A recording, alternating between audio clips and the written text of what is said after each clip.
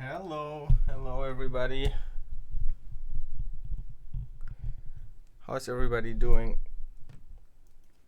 So, first of all, basically, why is not everybody watching Gunval right now? What are you doing here? I want you to leave and come back after Gunval is done. So, Gunval EN, okay? I want you to go there right now and watch Gunval. And while I adjust the camera, I give you a sneak peek, and then you know why you should leave and head over to YouTube to Gunval. Of times actually we would figure out that the limit is at around 50 kilometers. So 49 worked, 59 doesn't work, limit is at 50 kilometers. We shouldn't move faster than 50 kilometers per hour, but if we move with that speed, that's fine.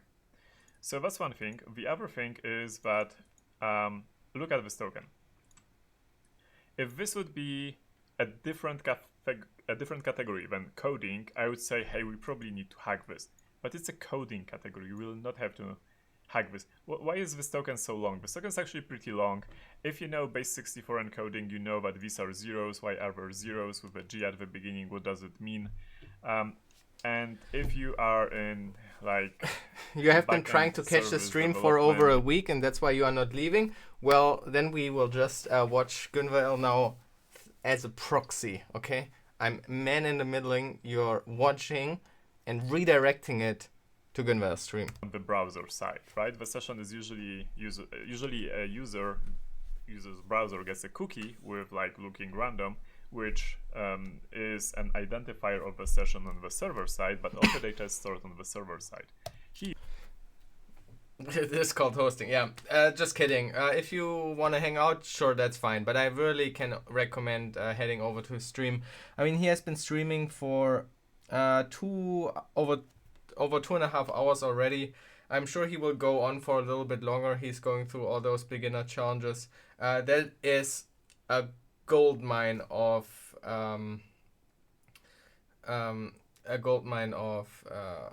information and education, and definitely worth more than anything that will happen here. What, do you have South VPN, no man in the middle for you? Well, here, just proof of this. This was just my proof of concept of how I can still man in the middle your connection. Oh. Okay. Yeah. Okay. So there's that. Okay, head over there. That makes way more sense to you. Second thing I wanted to talk about before we continue with the 8-bit computer. And that is, I guess you have heard all the drama around the YouTube banning, hacking YouTubers now and deleting all of our videos, and it's all extremely scary and everybody's freaking out. There was this update that I retweeted from YouTube where they were saying that they had always had this policy against videos that encourage dangerous or illegal activities, and those include instructions when those include videos that instruct users how to hack or phish. So these rules have always been in place. The reason why my videos have not been affected at all and other YouTubers have only barely affected has always been a very nuanced thing. Many of the affected videos were also affected kind of by mistake. It's difficult to judge, but the mistake was resolved and it's all good. Some videos might remain down. Some channels have been, I guess, taken down entirely. But I don't know much about that. We will have to see once somebody sends me actual data, like actual video that was taken down or so. Anyway, I think there's a fine line, of course, that you walk between educational videos and just encouraging illegal stuff.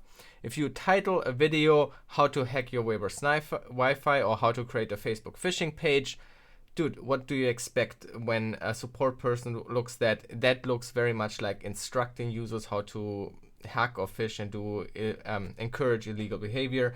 However, if you title it differently, and for example, I have also done, real life stuff or so in some of my videos, but it's packaged differently, and I think then you are fine. Then it's clearly, educational.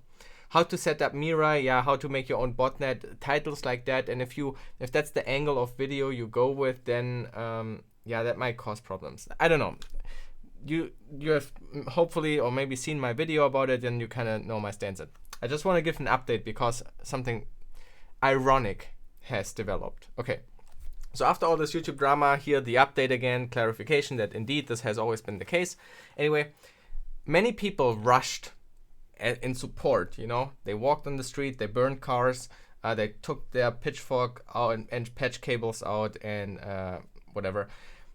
And for example, first of all, people have been recommending we just go somewhere else, like go PeerTube, DTube, whatever, some other website, maybe Hacker, the new website HackerTube or whatever. It doesn't matter. Of course, our content is not going away. If videos will be deleted, we just can upload it anywhere else. The reason why we are on YouTube is because of the reach that it gets, the audience exposure that it gets. The recommendation from YouTube helps us to reach much more people. If there is no alternative to that, okay? It doesn't make sense to move away. But of course, if our videos would be deleted, we can upload them anywhere else. So this recommendation was completely useless, but then there were also people that were archiving our videos. So people were downloading those videos and creating archives to ensure that they don't get deleted. And archiving, I think, is awesome. Archiving the internet, like archive.org and all these archiving efforts, and if people are personally archiving material in our digital age, awesome. I think that's extremely important. And I'm in full support of that. But what basically happened was that people started archiving all the YouTube videos and made them available as like torrents and whatever. It's not really archiving at this point anymore.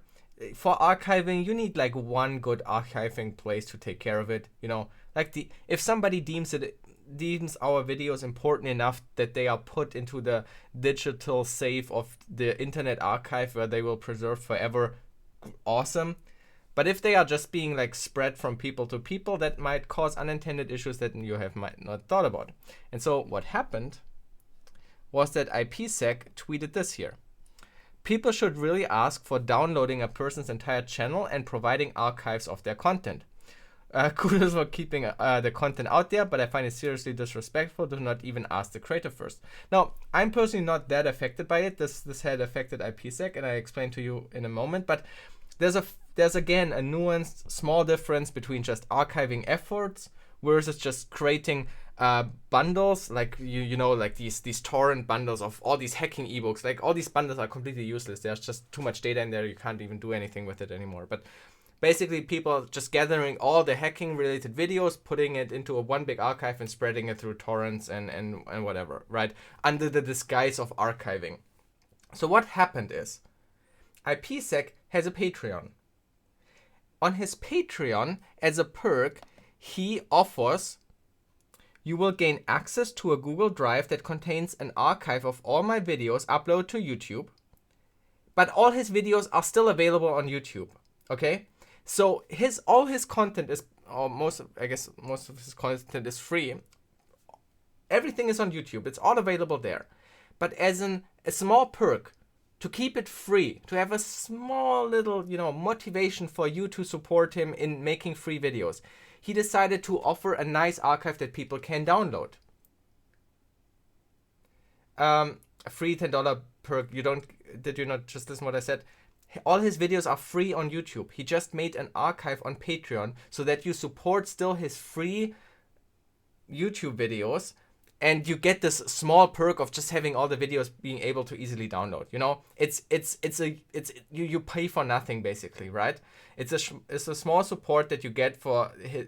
It's a small thing he can do without gatekeeping his content for money, right? You don't get anything extra except the download link directly. You could also download the videos yourself from YouTube, right? It's just this little bit of convenience that you get as a kind of a thank you for being a Patreon supporter. Now, guess what happens when people start now torrenting? He has lost Patreons directly because of that archiving effort. He lost... he's not a big YouTuber or he has not many patrons, right? We are not talking here about thousands of dollars per month on Patreon or something like that, right? We talk here, maybe, I mean, I don't know, I'm just guessing at this point, maybe a couple of hundred, okay? He told me he lost $70 per month of Patreons, and they said stuff like, I prefer torrents, and linked him the archiving efforts on Reddit. Like, it's like these archiving people have been like discussing on Reddit. So isn't it ironic that the people that wanted to help these poor hacking YouTubers that lose their content, that get demonetized, that jump on every drama when YouTubers get demonetized or something, complain about YouTube taking away revenue from hacking channels or taking their videos down, and oh my gosh, what a terrible thing, and then their actions directly cause a YouTuber to lose patrons that supported making his free videos. Awesome. Good job. Pat on the back. You did an amazing job with your thing there. It did nothing. Those videos would never have been lost, but you caused Patreon support to drop for IPsec. Good job. Now, this has a good side of the story again. So this had a positive twist again. So while he did lose people that also referenced those archiving efforts as a reason why they stopped supporting, IPsec made this tweet that it was a little bit disrespectful and didn't ask. That caused to gain him new patrons. And so he has gained now more patron support from this again than what he lost initially. So it all turned out fine. So moral of the story is, I hate the internet. And maybe you want to consider supporting a fellow creator on Patreon and his efforts to keep his content, his videos free.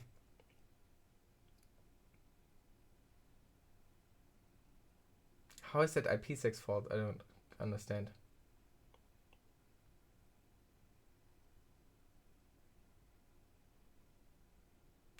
That's the thing with outrage culture in general. Those people want to keep those affected as their weird pets they can show off to tell how bad they have it. Yeah, I guess. I mean, I over dramatized the whole thing. I thought it's kind of funny and ironic, right? That all these, like, I mean, I find it humbling. I also responded here as a tweet. Like, I have been not really affected by this, but I responded that I do appreciate the effort, and I think it means a lot that people care so damn much about our videos that they feel like it has to be archived, you know?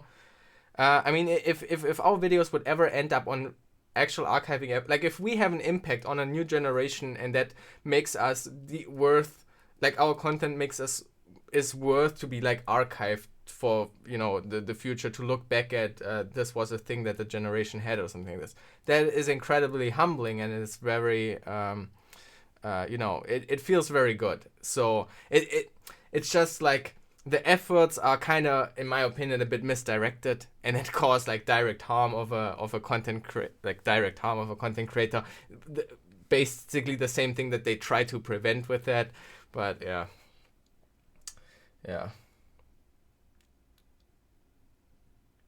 He had his own archive.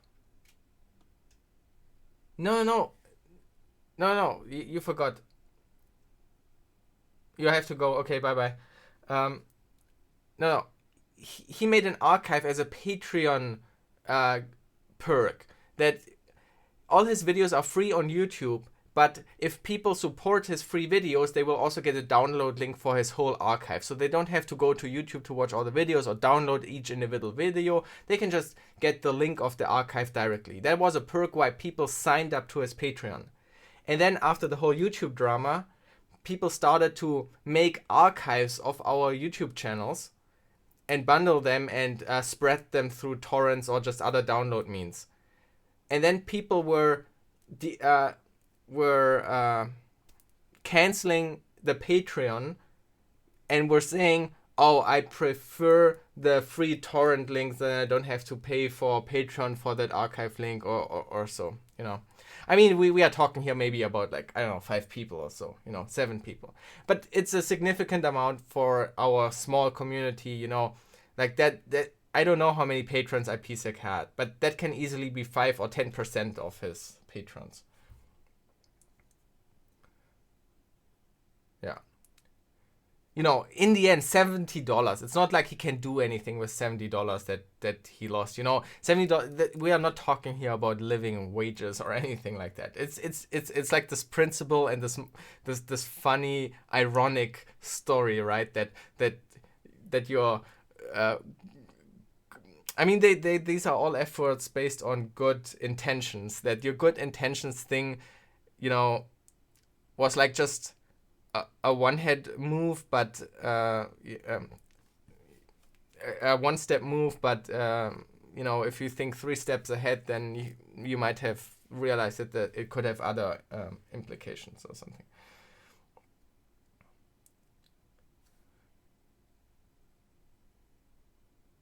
You understand, but the action is, in my opinion, telling some characteristics I wouldn't like. I don't know what you mean.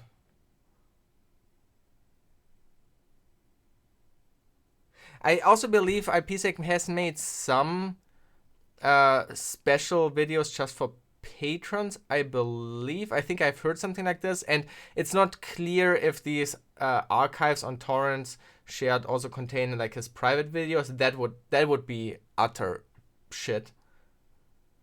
But I believe it's just his public stuff, basically. Yeah, it's kind of nice to have it all consolidated in one location, maybe catalog. First of all, it's all consolidated in one location. It's on IPsec's YouTube channel. You can click on videos and scroll down, and they are all there. Cataloged, I think IPsec has a little bit of playlists as well, so they are also sorted in playlists. So that's a bit cataloged as well. Yeah. You talk about this Google Drive perk. Yeah. Oh yeah. Okay. Wait. Sorry, I lost here. Anyway, I just thought this was an ironic story. I just thought I mentioned it, and at the same time tell you about another creator that you could check out. IPsec is his name. Makes also YouTube videos, and maybe consider also his Patreon and stuff like that. I'm not streaming from a new room, but if you have seen, I don't know what video you are referring to where you have seen my rooms, it's rearranged. Since, when I started streaming, I realized I want to have a different room setup, and I tried this out, and I really like this setup now. Yeah. Just like a funny little side story to this whole YouTube drama. Oh, thanks for the Twitch Prime stub Preem. Also, thanks Blur Dust for the Twitch Prime when I was offline.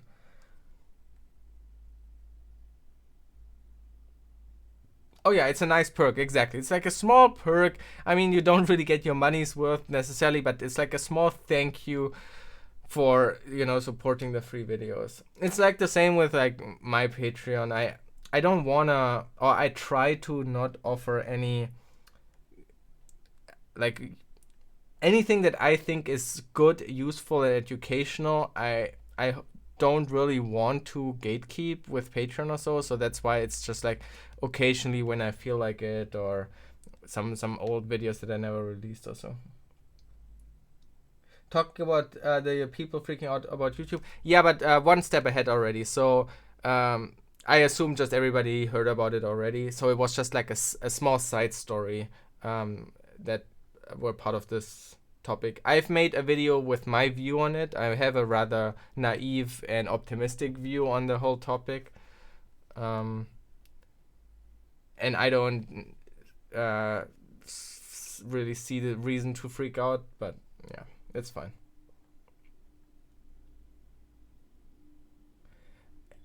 That's the reason why Twitter is awesome. Twitter is the best place to, I think, you know, the good thing is every message is short. So the bullshit is also just short messages. and you can quickly scroll past. It doesn't really waste your time.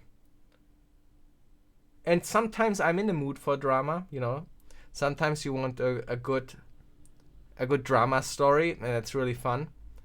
And then another time, you are really in technical mood, then you all want technical stuff. But I feel like this is the responsibility of of me, like the consumer, to then filter and adjust my timeline by following and unfollowing the people I want to hear about.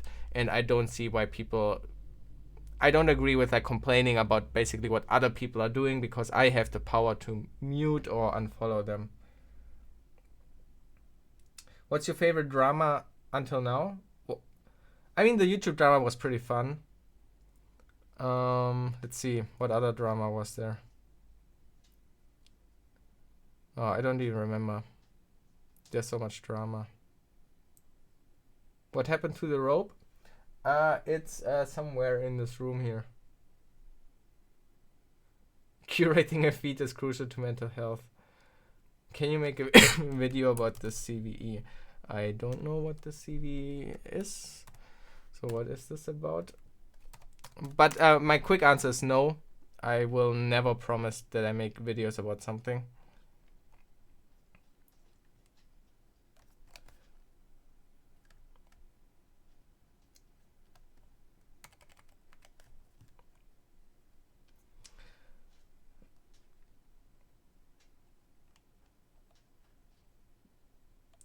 Some Android related, but I've never heard of this. What is this?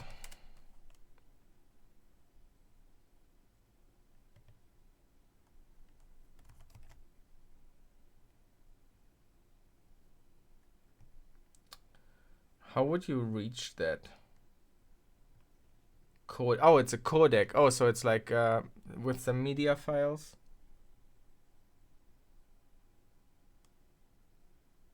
So it's like, is it like another stage fright thing?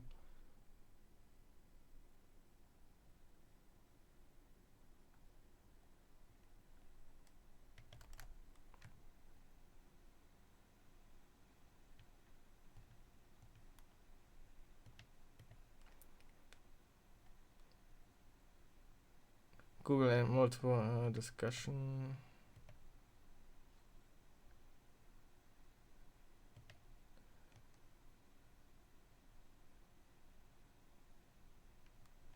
You said 8.7.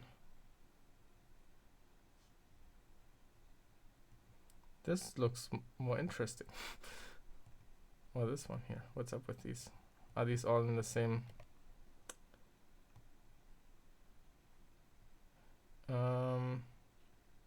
Yeah, I don't know. Yeah, I have absolutely no damn clue of decoding JCS, not JC. Yeah, in JPEG. Yeah, JPEG files. Yeah, okay. I find it fascinating that you can still find memory corruptions in like image file formats and stuff. Oh, it's from Chrome. Wait, it's in a.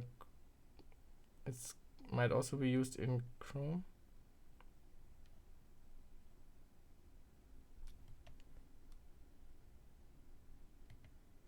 That's a problem you try to give up. Well, I can tell you I have absolutely no damn clue. I would also just be poking in the dark. Is the link to the Android bulletin for it correct? Yeah, why not? It's down here.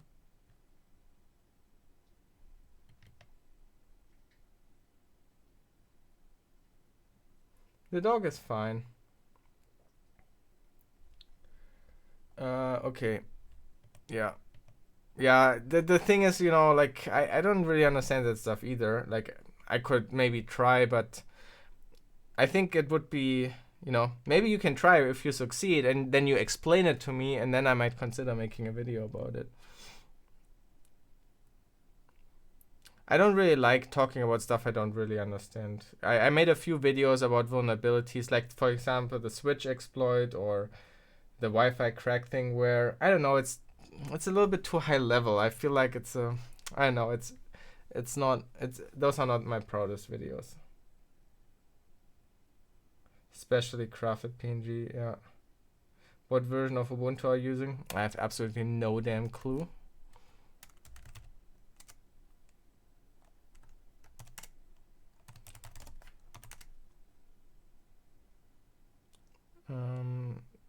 It doesn't show here. Wait, what was it? Cut.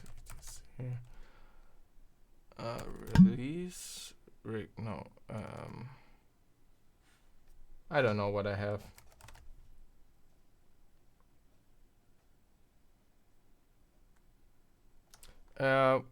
We talked about we looked quickly into a vulnerability that what we did.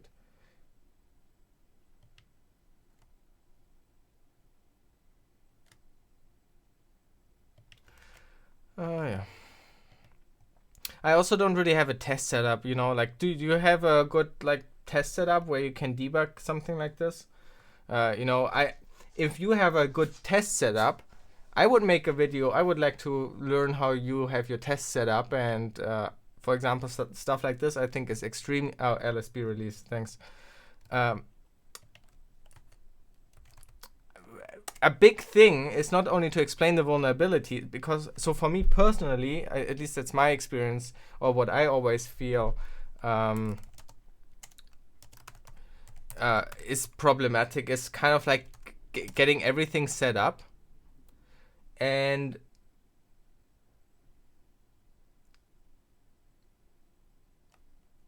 it might have been a 14 and I might have done a dist upgrade. If that is the reason why, I don't know, I use a weird window manager or something. I don't know.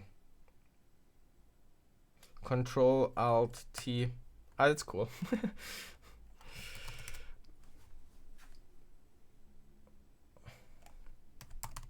Yeah. Look much older. Yeah, I mean, I have no clue. Could it be that I had a 14 and then I did a dist upgrade and then it upgraded everything except the like the window manager? It updated kernel and stuff like that. You download Android source and build, but do you like do you a way to reach that code path? Like how do you like debug that, and like can you open an image and you can set a breakpoint on that vulnerable function or something like that? If you can do that and you send me like a little bit of a write-up how I can do that, that would be cool. It's just the current GNOME look. Yeah, I guess, I don't know.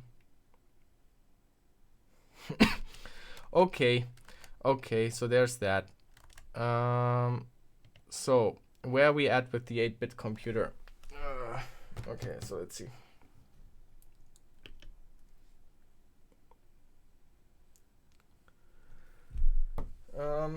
So we are still working on the 7-segment display. Last stream we hooked up these chips here.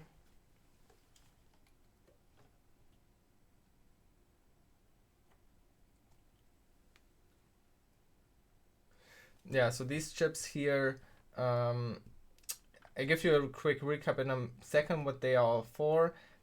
Here will be the place where the EEPROM will go. And so basically the next task that we have is we connect the address out, or the data outlines, not the address outline, the data outlines, we have to connect them to the 7-segment registers. That will be a lot of wires. That's like 7 times 4 wires.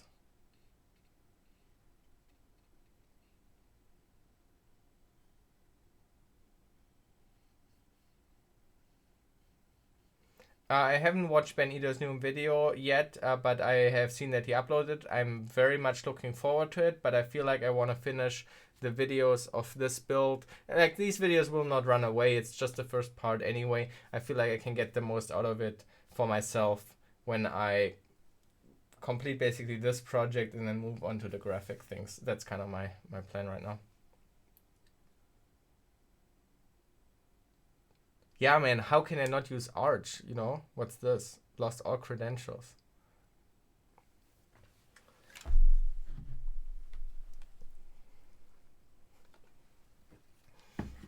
Okay, so basically how this works, just a quick recap to get everybody on track what the purpose of this thing here is. This in the front, the small chip here, that's a 555 chip. It's a timer chip based on resistors and capacitors connected to it. And I just realized we miss a second capacitor here. Based on that, it creates a clock pulse basically. Then the chip next to it is a JK flip-flop that we use as a counter.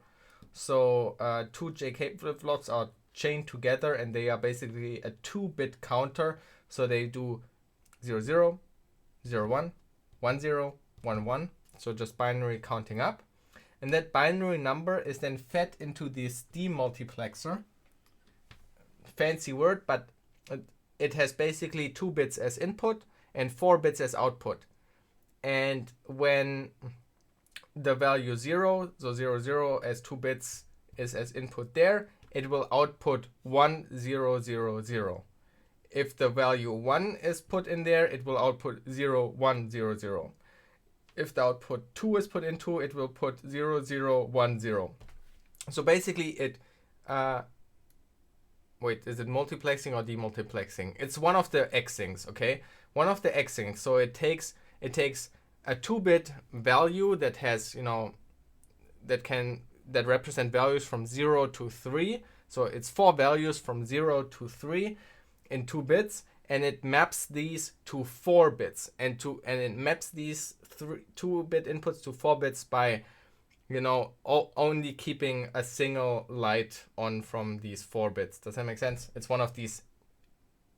It's not hexing. It's like Xing. It's like multiplexing or demulti whatever. Oh, plexing is maybe the better word. Yeah, and the reason for that. So basically, this clock counter. We have a clock. That clock makes this chip count. And this counting is then translated into 4 bits where always only one of these bits is on. So basically it will cycle through these bits. 1, 2, 3, 4, 1, 2, 3, 4, 1, 2, 3, 4. It will always cycle through it like that. And that signal is then handed to these displays here. And what it will later do, it will turn the first one on and everything is off, then it turns the second one on, all the others are off, then it turns the third one on, all the others are off, and the fourth one and all the others are off. So this chip basically with the counter and everything makes always only one 7-segment display to be on at a time, and so it will cycle through like that. Always one at a time. That is the purpose of this. And now which segments on each of these things are turned on is done based on the address that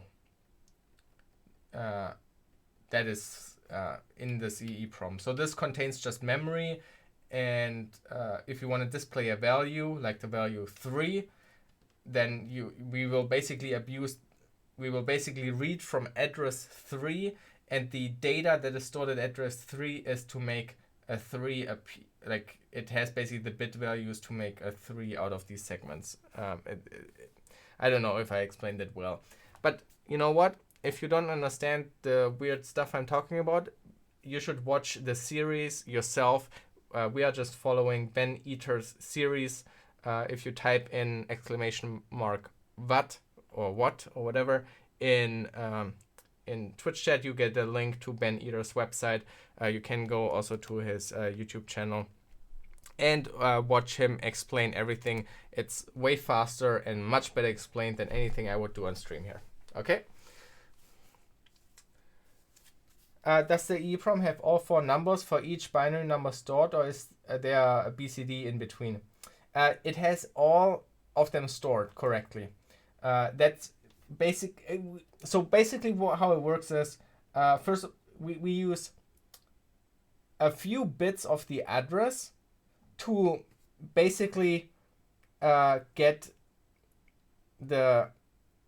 basically a BCD decoder at this point, okay?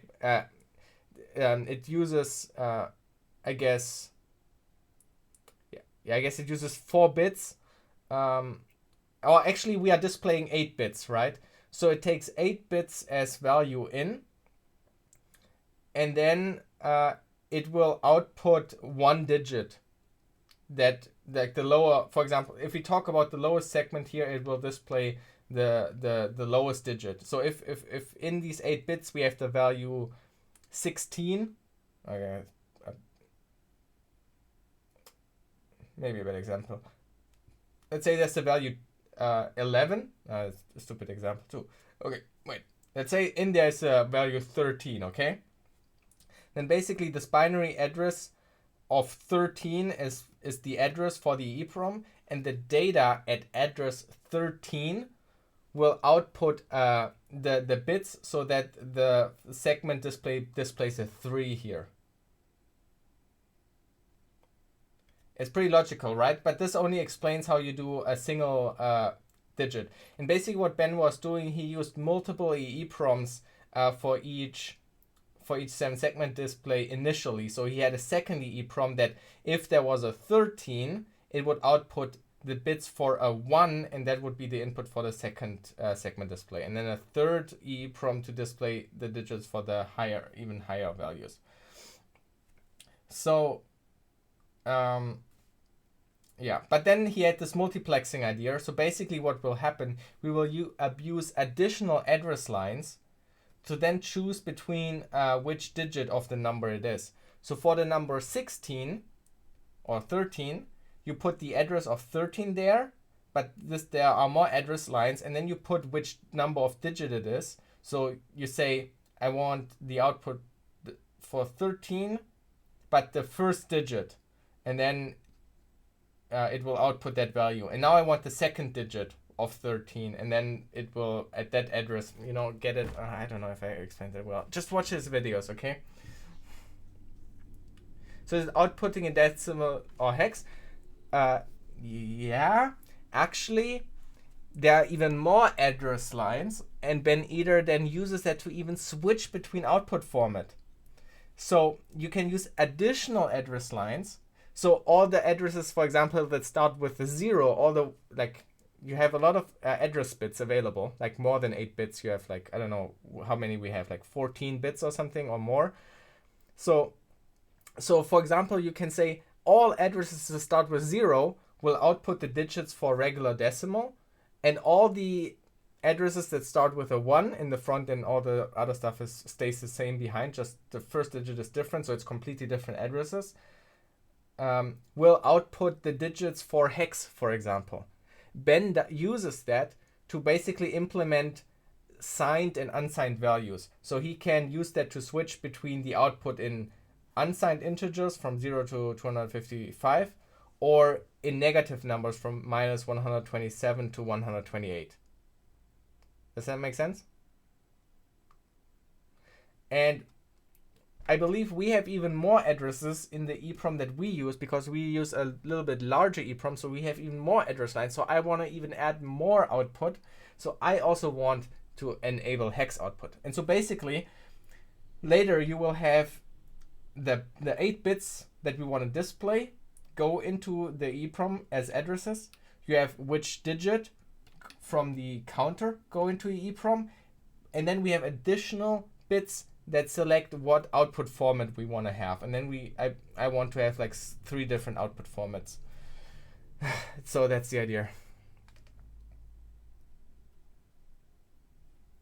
I might even have an idea for 4th mode, because we will have to use 2 bits to encode the 3 different modes. So we have an additional mode that we could encode in those 2 bits. And I have already another idea for that.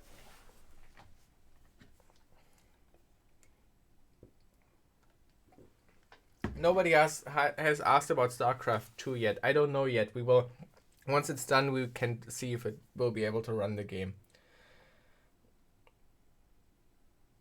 How are you going to do hex on a 7-segment? I don't know what you mean.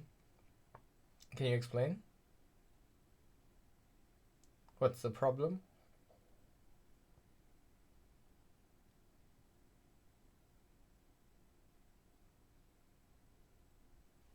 Okay. So yeah. So now we need to hook up. So let's look up this chip again. This was the 139 chip. I might still have it open. Yep, so I have it here. You don't see my, there we go.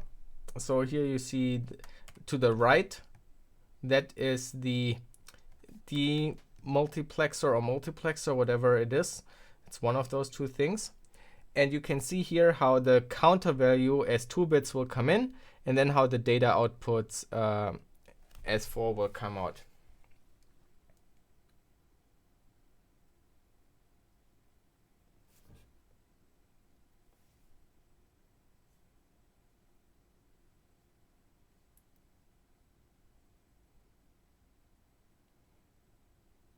Oh, uppercase B would look like an 8. Yeah. But you can do lowercase, exactly. I mean, I was teasing. I assumed that you just haven't really seen it yet. But yeah, of course it works. I think hex will take less space in the EEPROM than decimal expansion. Nope, it will take exactly the amount of space because we need to write to all possible values. We need to write a value there.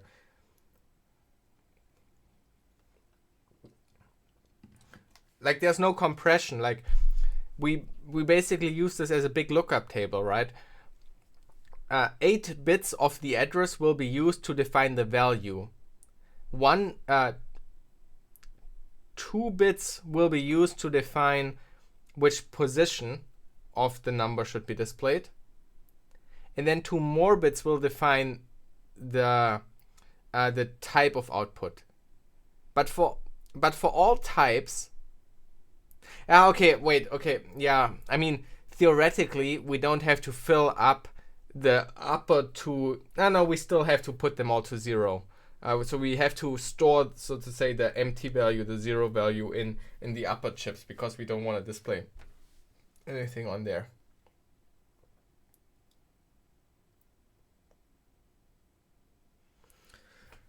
Yeah.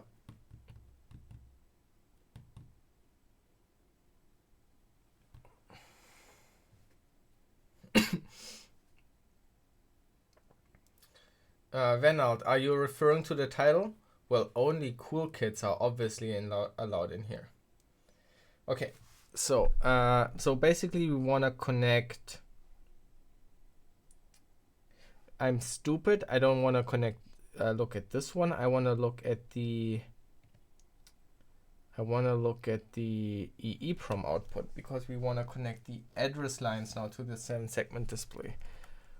Not the address, the data outlines. So let's quickly look up Ben Eater's video on this again. We're making good progress. We are soon we are almost done.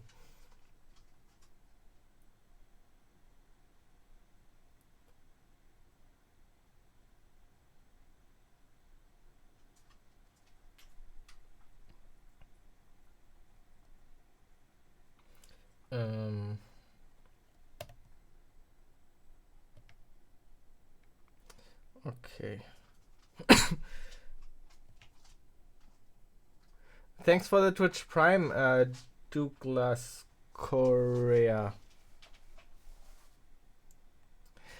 It's always interesting how names sound like when you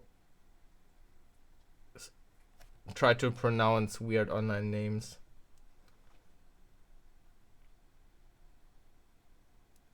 I mean, I might have butchered it totally, but could be Douglas in Korea.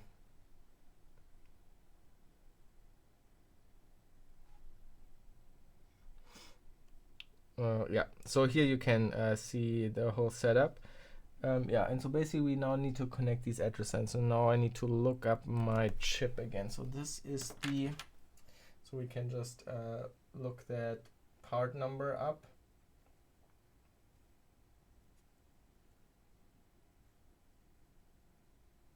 AT28C64.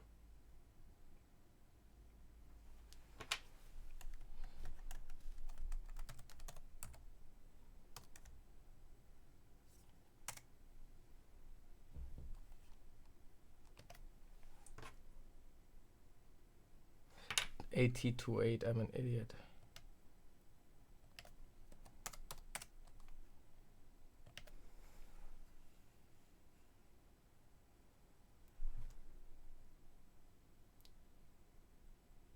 Oh, Douglas. Oh yeah, sorry. That is like I when you wrote Douglas like Michael Douglas, I was reading it like in German. I think we would pronounce his name as Douglas. So I read Douglas like Michael Douglas. Yeah, I know. Like that's how I pronounced it. No, but now that you wrote Douglas, I realized I was pronouncing it wrong. You don't understand anything? Don't wait for my video because I will not explain these things on videos on my channel because Ben Eder has made this series already. It makes no sense for me to just copy his videos. There's no value in that. I could maybe condense them. I could maybe explain a few things a little bit differently, but this has absolutely zero value for anybody. Watch his series, okay? At most, what I will do is maybe just make a general video, just like explaining the concept or something like that. You know, the high level view a little bit on it. Maybe why I think projects like this help me even in security. You know, just like learning more about computers, understanding technology better, and that this helps me to build a better intuition for everything, all that kind of stuff. Maybe I make a video like that. Maybe. No promises. But I will not explain anything. Oh, when you upload it to liveoverflow too? Yeah, but that's not different from the stuff I'm just speaking here. It might be even more condensed.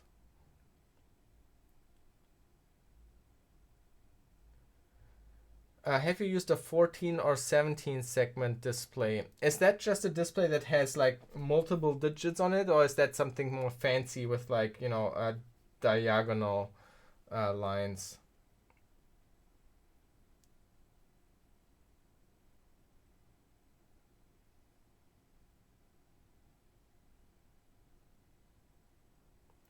Oh, cool. I'm glad that I could help you.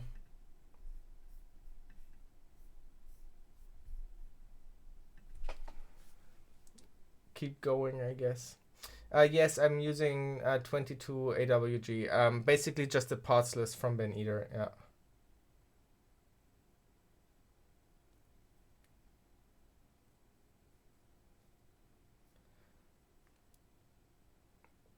It's not that exciting that our language can make long words. I mean, it's the same thing in English, just there's a space between the letters that you write. In German, you just smush them together without a space. It's really not that special if you think about it.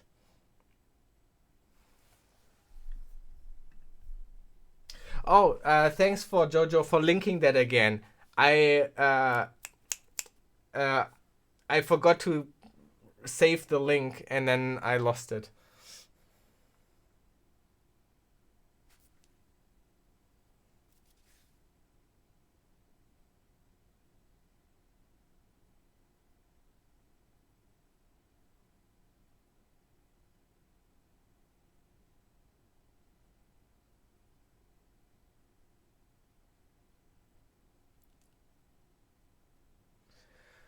Yeah. Okay. So this is our EEPROM chip here.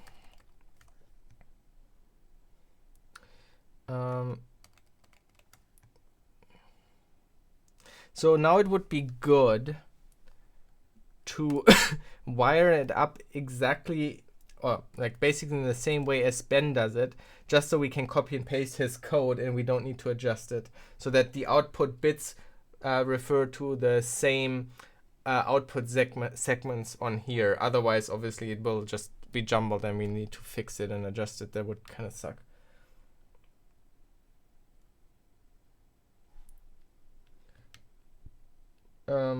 AT28C16, I think, is what Ben is using.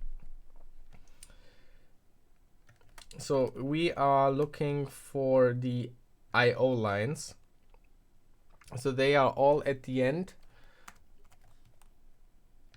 0, 1, 2, 3, 4, 5, 6, 7. So these are the 8 outputs. And so where are these on our EEPROM? Okay, they are exactly in the same position. Even though our chip is a bit bigger, that has this, it's the same layout. It's also on that side of the chip. 0, 1, 2, 3, 4, 5, 6. Yeah, also correct order and everything. Excellent. Okay, so we can basically just copy what Ben did here. If we can understand anything on here. Huh.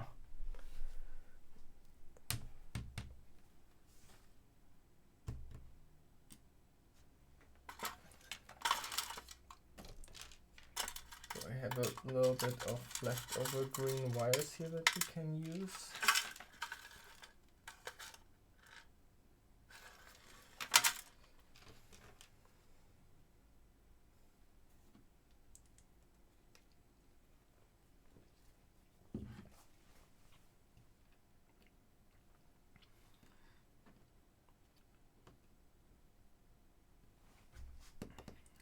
Okay, so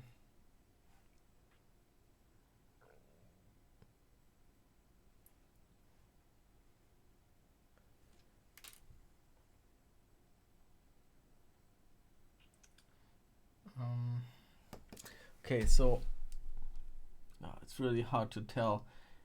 I guess the wires go up for him. Maybe we can catch where in the video he starts attaching those.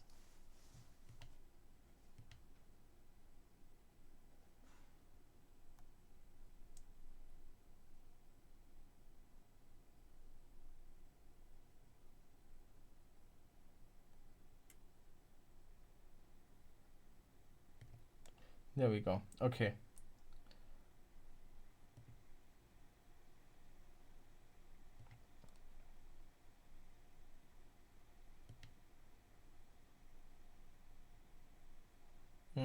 Okay, here.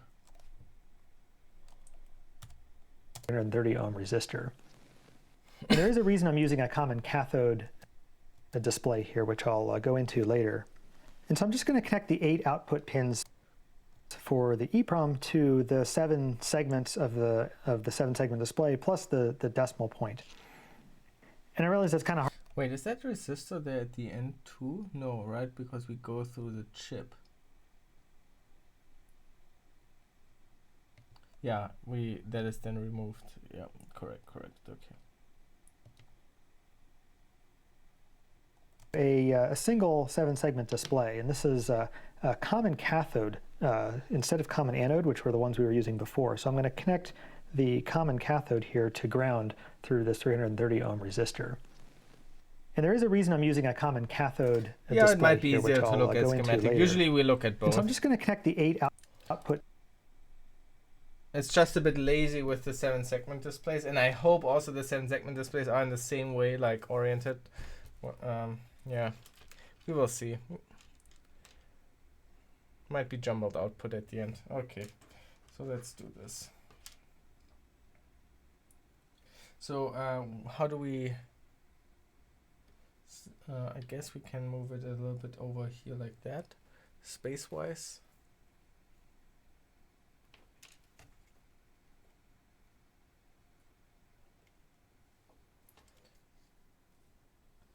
And then we go from the 4th, so from here,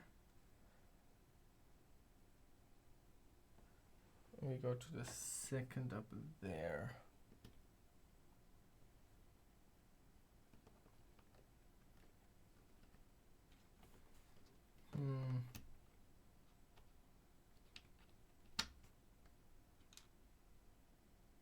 Yeah, it should be fine, I guess. Okay.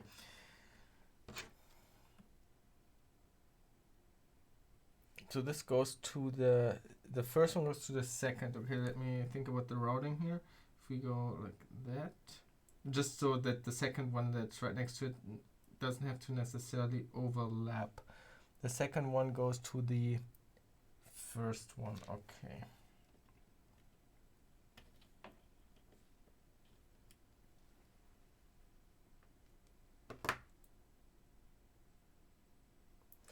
That of course is absolutely wrong.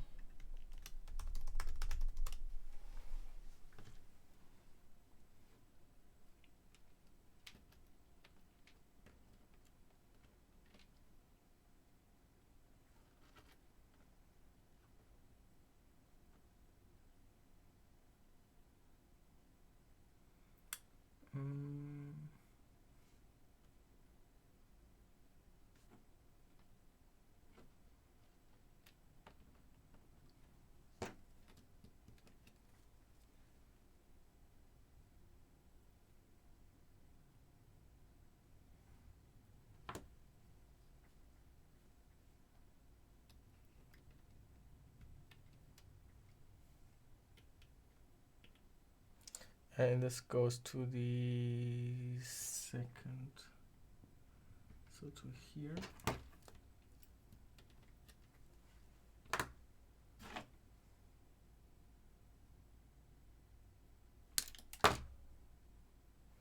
Wires works. Height sorting. Yeah, we are about to place the first wire for tonight. Is everybody ready? Are you kneeling in front of your altar? Have you lit the candles? Everybody ready to praise?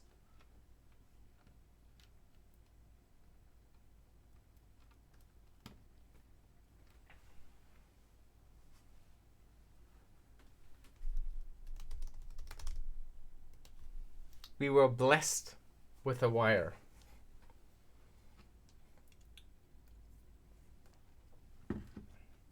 Okay, next one.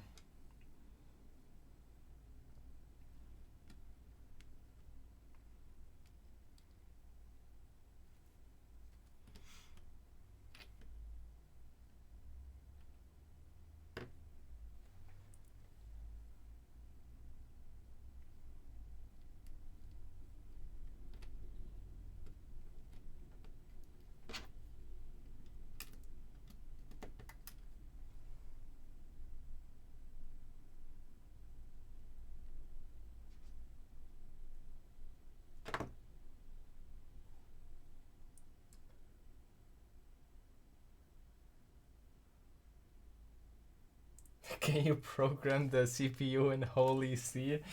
That's funny. Haven't heard that joke about C yet.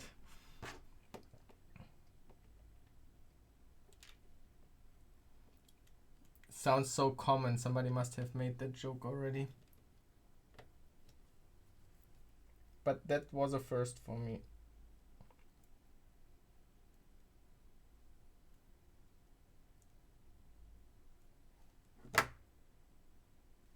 First try.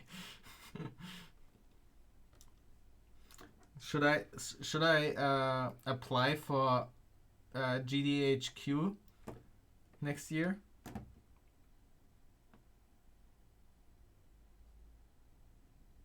GDHQ, what am I talking about? AGDQ. There we go.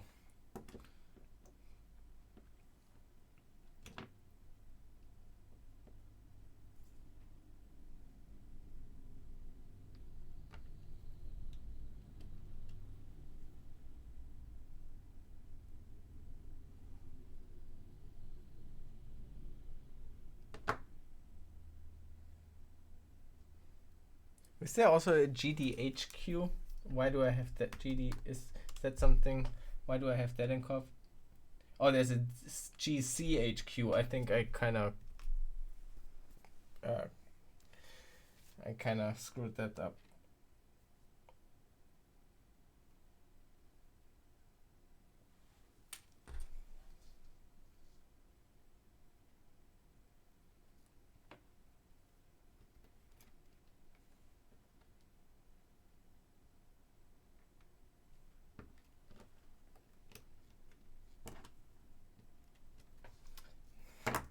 The government implants.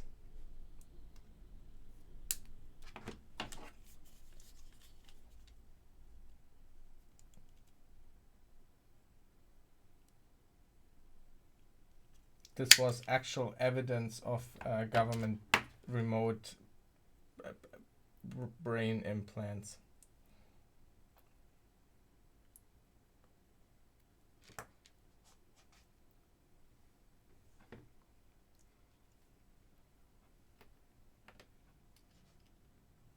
I had a neighbor, like the first, when I moved to Berlin the first time, like at a different place, at a shared flat thing.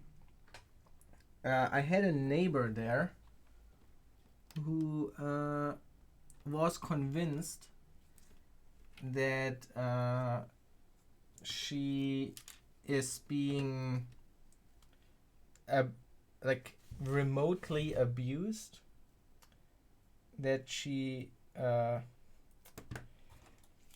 she was there was also some anti-Semitic stuff in there as well. Like, she wrote a letter to all the neighbors saying how, like, she has been controlled by the secret, like, rulers basically of Berlin and whatever.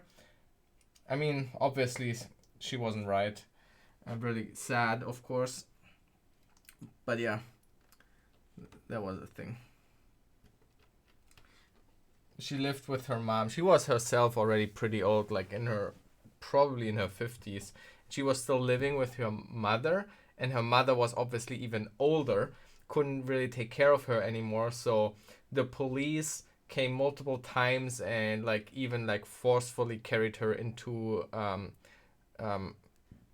like an ambulance, a hospital car. Hackerspaces get one such letter, letters like this every few months. Yeah, been there too. I've been in, in the Stuttgart hackerspace, and we also had a fair share of, like, just paranoia, and maybe like actual like domestic abuse kind of thing, where like their ex-partner knows like more than he should know. We had those cases, and that added on top then additional paranoia. Like, there was clearly a certain level of creepiness and stalking going on, but then projected it to anything in life. Like, any device is spying on her now and like going completely insane. That was kind of sad. With one particular, we had a couple, and that was particularly crazy. I wasn't too involved personally. I kind of just saw it like on the sideline. But they were a couple, and they were talking about that their neighbor was like terrorizing them psychologically, like doing small stuff. For example, they would like let out the air from their tires every night and things like that. And like people from us like actually believed them, and like people from our hackerspace would even like set up like cameras and would even like go into like a surveillance van. They were like sitting there a couple of nights long, I think, to like observe and track the people down that are doing it. And then of course there never was something.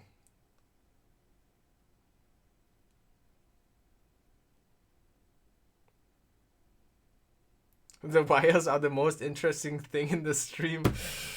I can't tell if that's an insult. An 8-bit computer speedrun.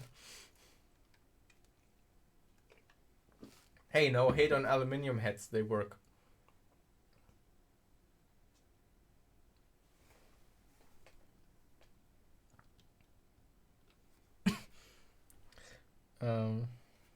And then a shorter one.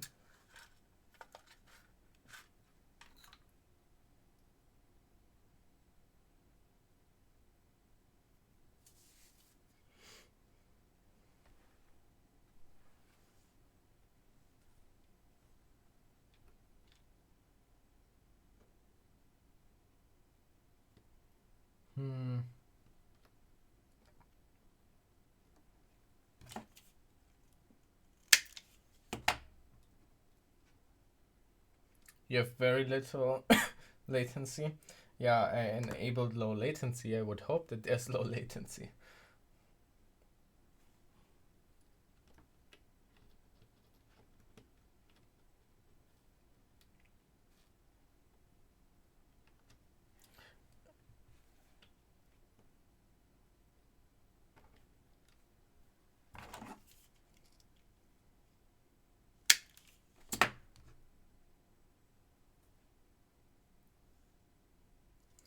I think you can check that. Oh, does Twitch even say that? But you can just like type something in chat and measure it yourself when it appears on screen. I guess there's might be a little bit of latency with the overlay as well. I don't know.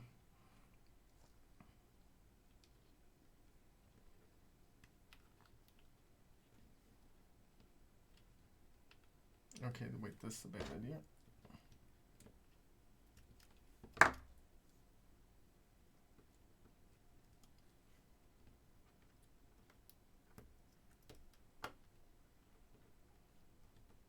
I can't believe I made it like a millimeter too short again. Yeah, too long.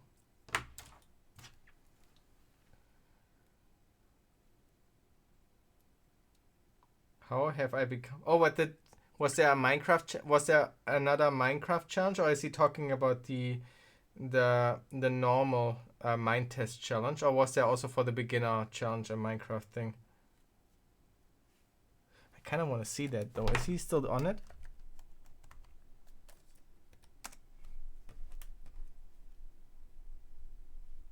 I mean, he is a game streamer already. We played Apex together the other stream.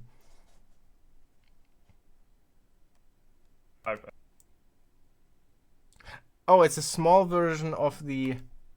Bad news is that it looks like a lot of spaghetti. Thankfully, driver is still running, so we have an excuse to actually look at it. Now, there are not a lot of gates, and it looks pretty easy. Like, these tracks are going in a little weird way sometimes, but they're not going back, they're not obfuscated in any way. We have a clear picture, basically. Which means we can solve it. And there are two ways to solve these kind of tasks usually, or three ways actually.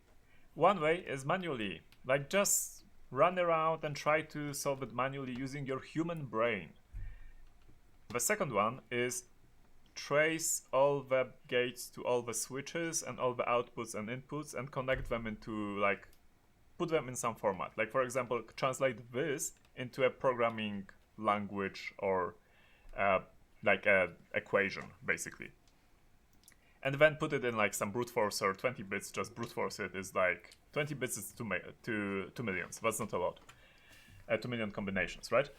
Or put it in an equation solver. No. We are not. I'm not leeching content. I'm redirecting you to good content. Okay. For example, Z3 SMT solver. Or instead of tracing it manually, you can hack the files of the world, which will and convert somehow that into a list of nodes and inputs and outputs. And then you can, either brute force it, or you can put it into an equation. Like, you put it in equation form or program form and whatever, and it works. Now, what we are going to do is we are actually going to do it by hand. And why is that? Because this network is...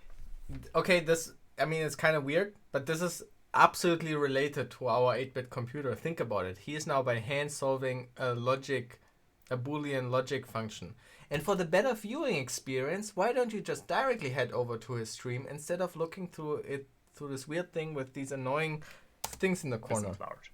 It's actually pretty small. And it's actually only 2-dimensional. There were 3-dimensional networks, really crazy ones on CTFs before. This is fine. We can do it by hand. It will not take us a lot of time. Only 20 switches, not a lot of gates, and we can easily work up from the beginning downwards. So yeah, let's do that.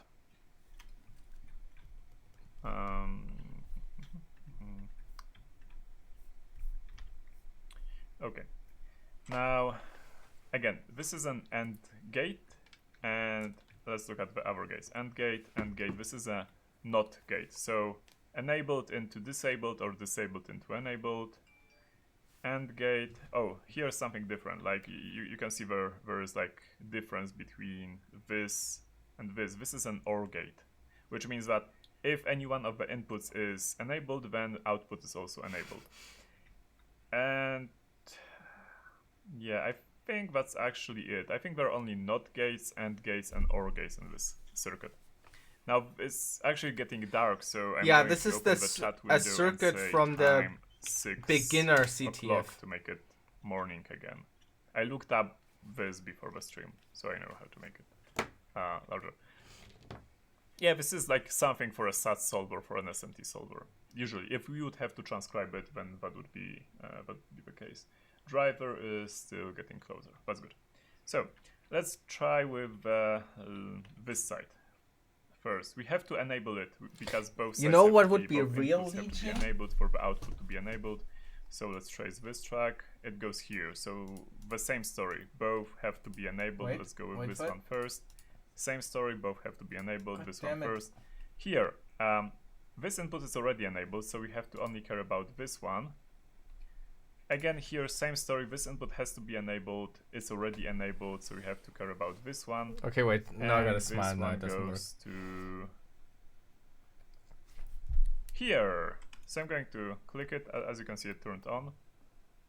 So I'm going to speed it up a little. Okay, here we go.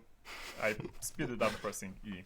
So it got enabled, therefore output got enabled. It enabled this output as well. So we have it enabled until here. We do not have this enabled though. So let's try to backtrace here. Not enabled, and this goes here, here, not enabled. We have to enable this one. Wait, where is it going? It's going here to this one. So let's enable this one. Perfect, now we can easily get back to it. So we have, oh, it's an OR gate. So it's either this one or that one, and now we have, wait, did I, oh, okay, now we have enabled one. But I don't know if this one had to be enabled or the other one, because this is an OR gate, so it could be either of them. We'll have to figure it out later. Here, for example, we have it's a NOT called gate, a so we man know in the that this middle OR gate, stream attack. both have to be zeros, because if either one of them is 1, it would enable the output, and we cannot have the output enabled because of this NOT gate here. So that's fine. We have to now figure out this. Should be how do we enable this one? It's an AND gate, so we go here. Where does the AND gate lead us? Because one was already enabled, right? So we now He hasn't even built the safe house yet. here, I mean, and here. Okay. These are hardcore speedrun Now, strategies. speed it up. Reaction channel. Yeah. Here. Okay, nice. So we already got here. We are getting pretty close to having the left side completed already. Driver is getting closer, that's good. Here we have neither, so let's start with this one, with the right one. Okay. This direction. Okay, this one's already enabled, so we have to figure out how to enable this one, and it's going here. This is like reverse engineering a circuit in macro scale. Okay, and we should enable it here. Then we can trace it back. So this is enabled, it enabled this one. So this is enabled, it's enabled. We got here. We still do not have this enabled, so we need to enable this one as well. This is an AND gate. And Oh, we my will laptop enable it. is We already again have this one, complaining. this side enabled. This one should be goes here, AND gate. This one enabled. So we go here. How is it? Oh, okay. It's just going branching that direction. Otherwise, it's still going here and here.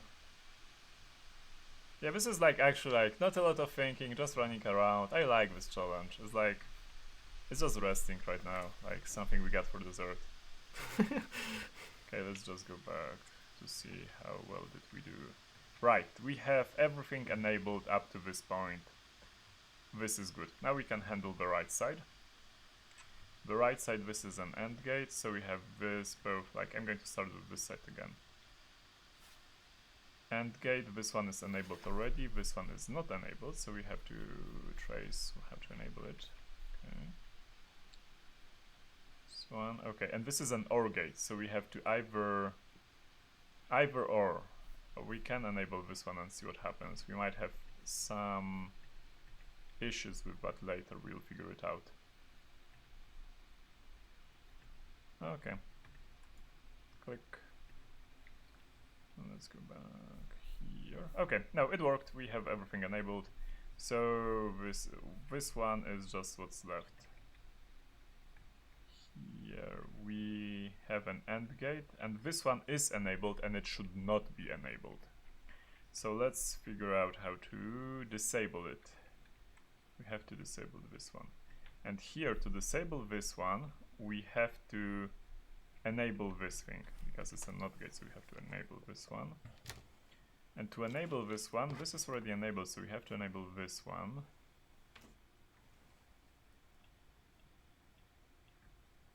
And to enable this one, we have either to enable this one or this one. I don't know which one.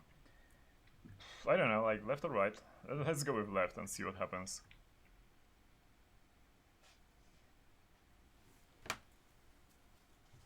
Okay, this is rather long. Ooh, our driver is almost at the destination. Oh, here, but we cannot enable this one. We cannot enable this one because if we enable this one, then this will break the gate. So no, this won't work. We have to go back.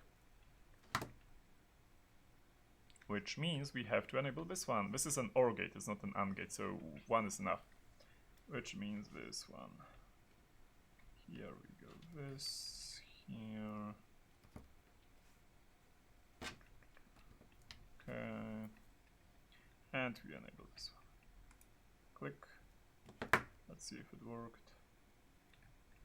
Yeah, we have this enabled. Toby, did you see? So this was the beginner challenge. There's an equivalent normal challenge. Have you seen that one? This is disabled.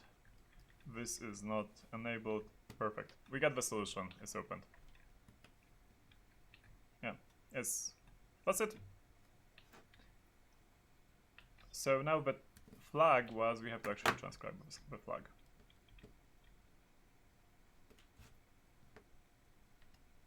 Okay, so I'm trying not to fall off. I'm actually going to enable flying mode.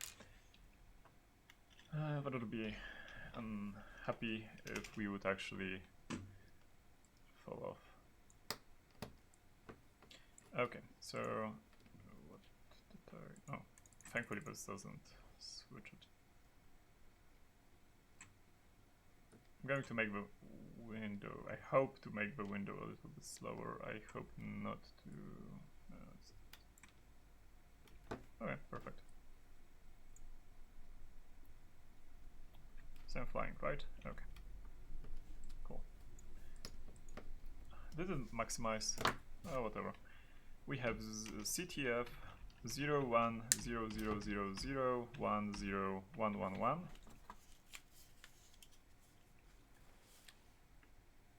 You tried only 2 hardware challenges? Well, I guess this was the other hardware challenge that you didn't try. Let's see if it works. Which hardware challenge did you solve then? Oh, yeah. Solved! The end! We've won. We can meet our cauliflower. Yeah, this is our alien, this is us. And met the destined cauliflower and... yeah.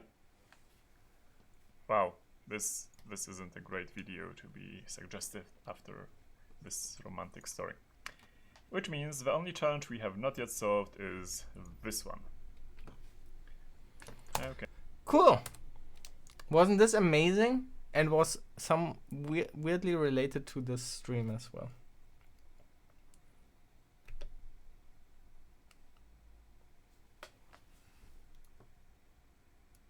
The flag ROM challenge. Ah, I didn't look at it.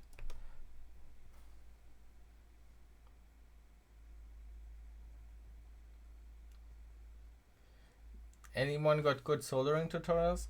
So basically what I think or believe about soldering is everybody complains about your solder job, but nobody has any tutorials on it, and that's because you just smush your hot thing with the cable thing and it melts and does the stuff, and you just connect things and it works.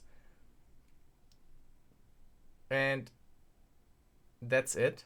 There's nothing more to it. And you just have to accept that people complain. I believe this is a whole like meme and troll about like bad soldering.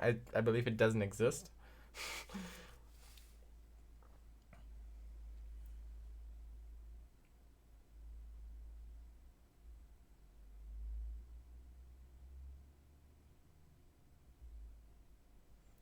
Your wires are formed stealth bombarder. What?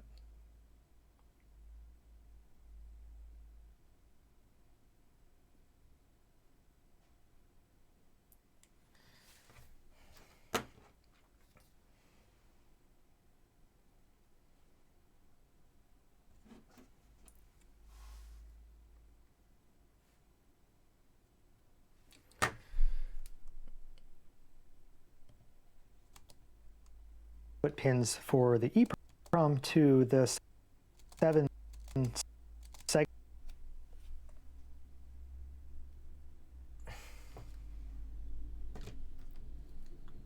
Red Mike Pumpkin, are you surprised by that?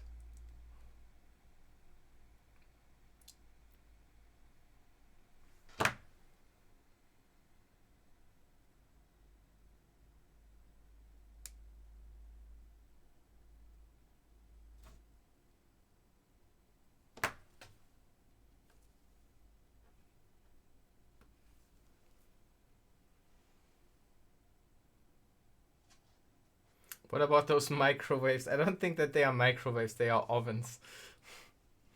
I'm not sure you can get far with, and maybe you shouldn't even put solder into a microwave. I feel like that could end badly, maybe.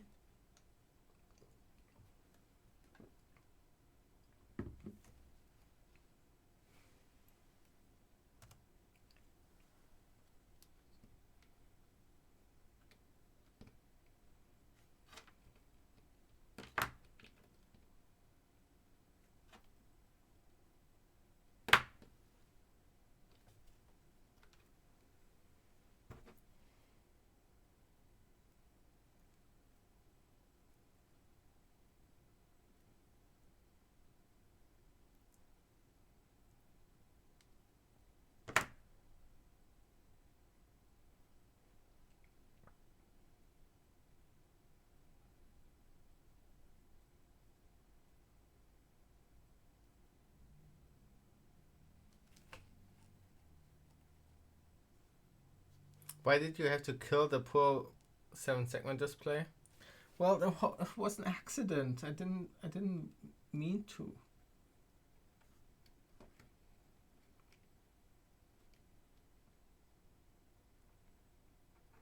But I've ordered more 7-segment displays. They should come like, I think the next time I'm streaming, they should be here.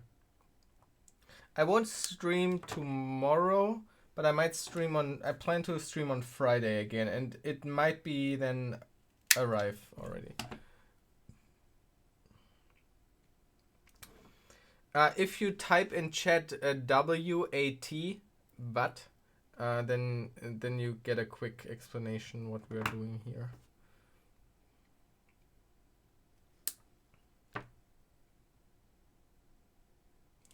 Are these segments inverted? If they are, you effed up. Yeah. I mean, in the worst case, I will probably... Okay, so first of all, when I order... Ah, crap. I made it the wrong length. Oh, I'm such an idiot. Now it's all crooked. Ah, god damn it.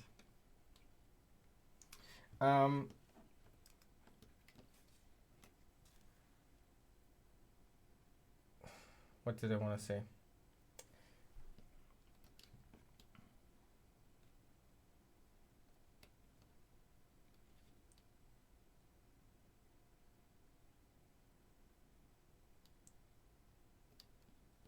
So either, no, what am I? Oh, sorry, I'm too annoyed at this cable here. Let's do this again.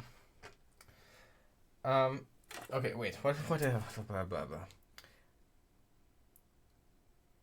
First of all, when I get the new 7-segment displays, they might have different output, which I don't know yet. So that output might be wrong anyway, and wiring might be wrong. That could cause us to redo the wiring if we like different 7-segment displays more. And the second thing is, if the wiring here is kind of wrong to Ben either, then in the worst case, either we see like one segment or so is flipped and then we can change that. But if it's like all jumbled up, then we will just adjust this in code. We want to make a hex output anyway that Ben Eater doesn't have, so we will have to deal with the programming and planning and testing with that anyway. And in that same thing, we can then yeah.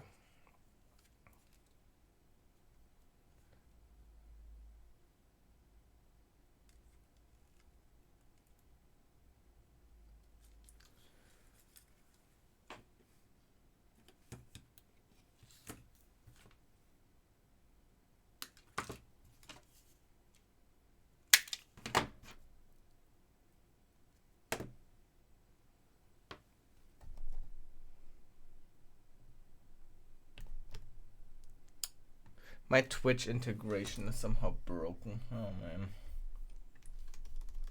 We added 4 wires, I believe. Oh no. Okay, wait. This one that I'm adding counts already. I added already 1 wire, I guess.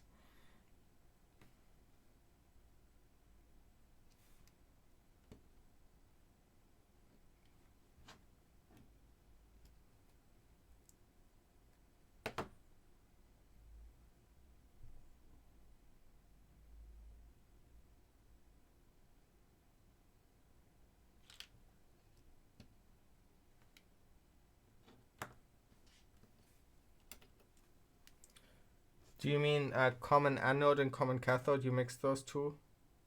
I think I paid attention and just bought common cathode. I think.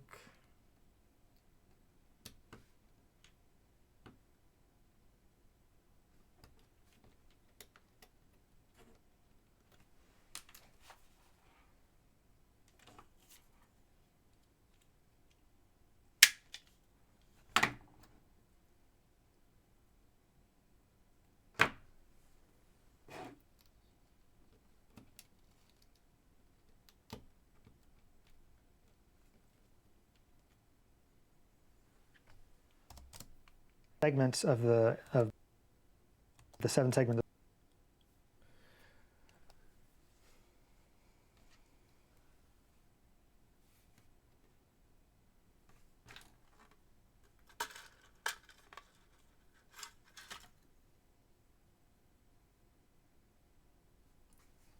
Thanks. See you. Bye bye.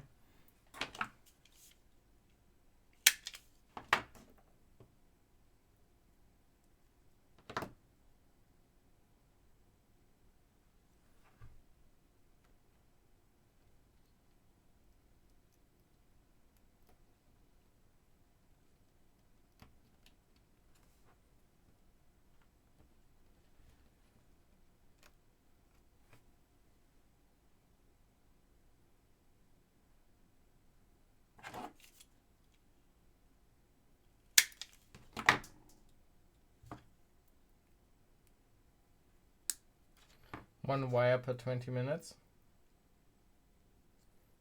Probably not my worst.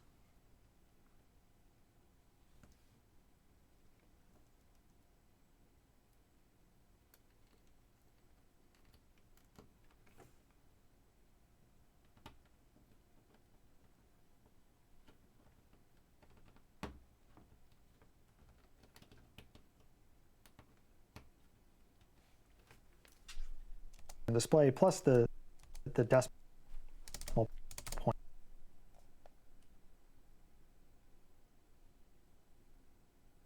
Crap.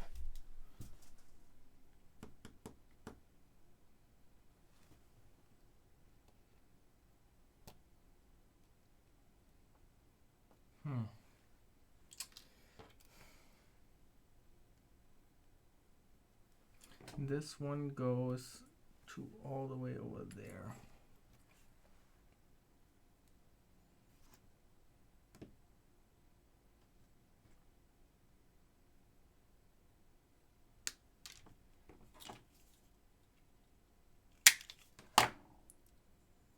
Look at Sonic over here.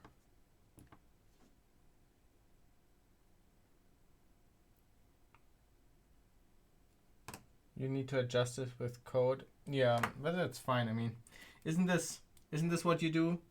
You fix your hardware with software fixes?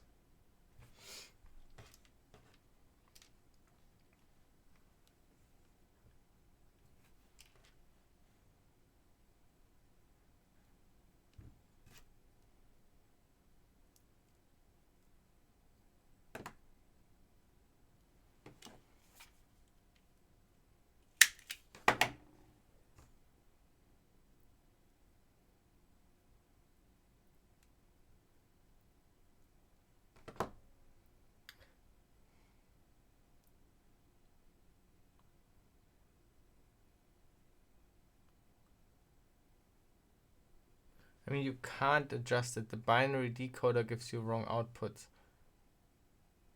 I'm not quite sure if I get it.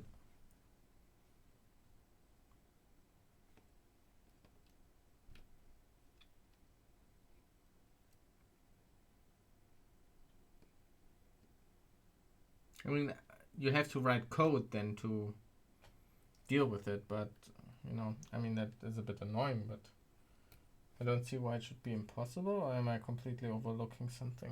I mean, that is used to multiplex the display. Oh, now I get what you're saying. True, I guess.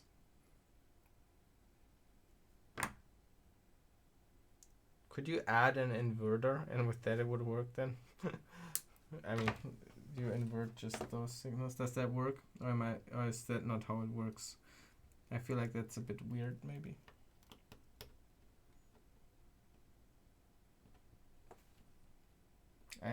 I guess you yeah, wait, isn't it weird? I'm not quite sure if I understand it yet.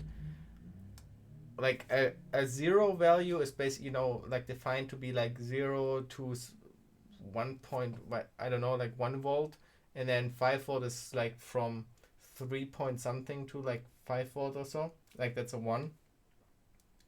And we are basically using a 0 output from that multiplexer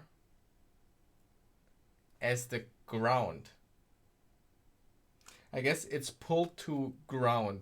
That's also why there's a pull down resistor, and that's where we are able to run the 7-segment display, the ground through it, right, without an additional resistor. Is that the reason? Is that correct what I'm saying?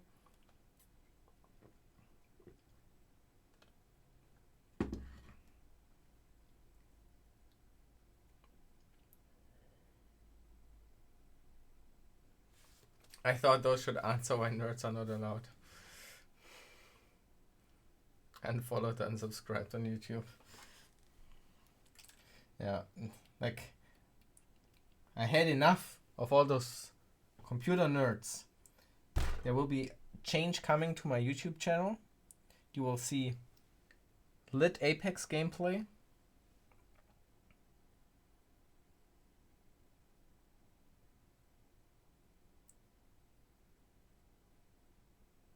Reactions to video clips and drama.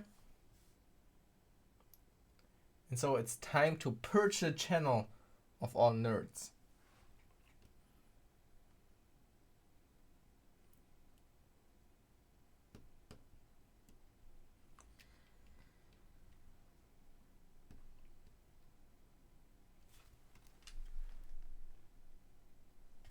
Okay, next one.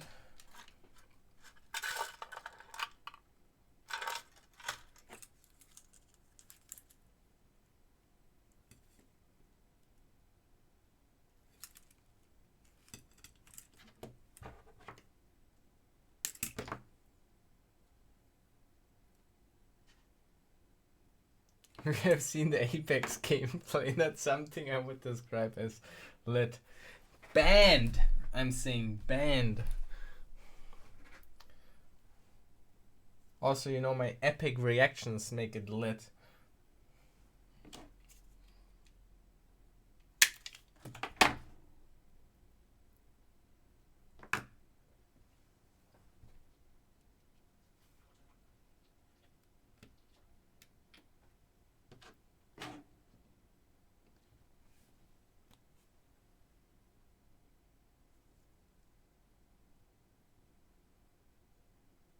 No, Timothée, you are not a nerd. You are allowed to stay.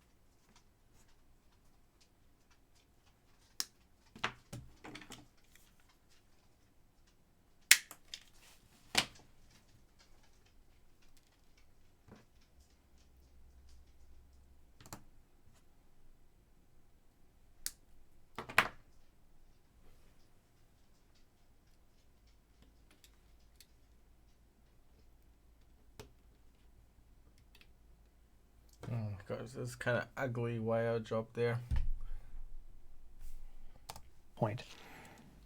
And I realize it's kind of hard to follow with everything on top of each other there, but basically what's going on is we've got these I/O pins, I/O 0, 1, 2, 3, 4, 5, 6, 7. Those are the pins that are connected here. And they're connected to the 7-segment display, basically like this. So, this is what our 7-segment display is going to do, just 0 through 9, because we're just doing decimal at this point. And each of the segments, it has a letter designator, so A, B, C, D. Okay, I think that connection is basically fine now. We only need to connect the... Theoretically, we only need to connect the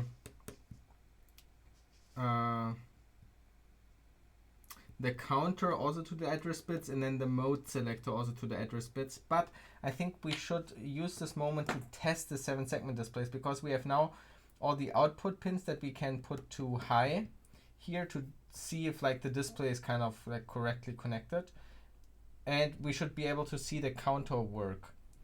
And so there's one other thing we need to do to make that work. First of all, I need to check, I think I forgot the capacitor here on the 555 chip, and we need to check that, and I need to connect the power rail still. So let's quickly check the...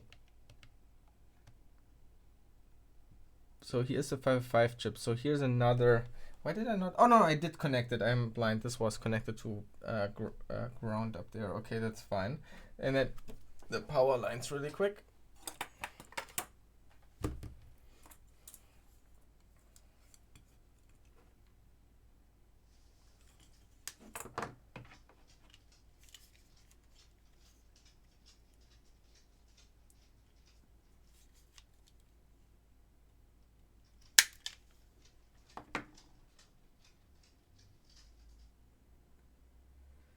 Morozil. So the demultiplier connects the output to ground internally through transistors. Yeah, doesn't it do that through a resistor as well? So it's like a pull down resistor.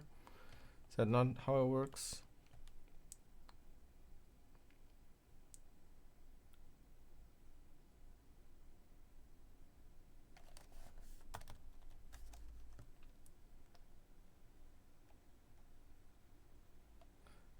This doesn't have an internal transistor view.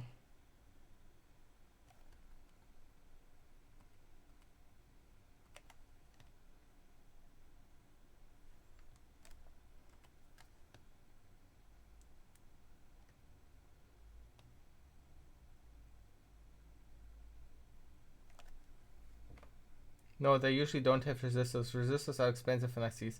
The 7.4 series has resistors inside. That's why we don't use any resistors on the LEDs on this build, because we use the internal resistors of these ones.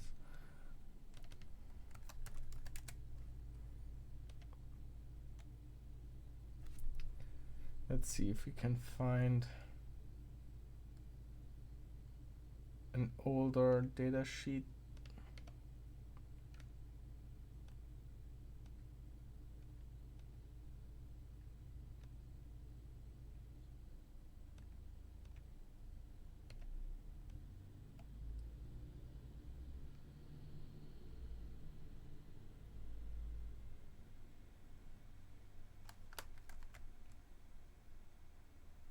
There we go. Here are, so that we have the 139.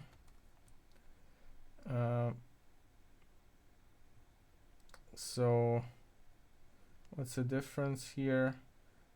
LS139, that's the S139 and the LS139. So the LS139, okay, now I don't know how this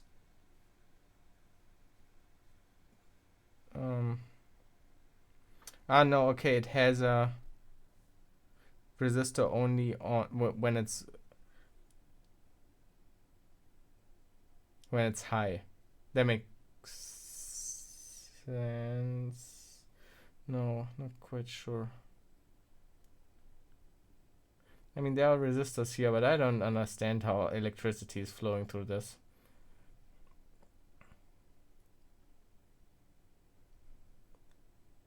wouldn't you consider this, for example, a pull-up resistor to make the output high? It's pulling up through this resistor then?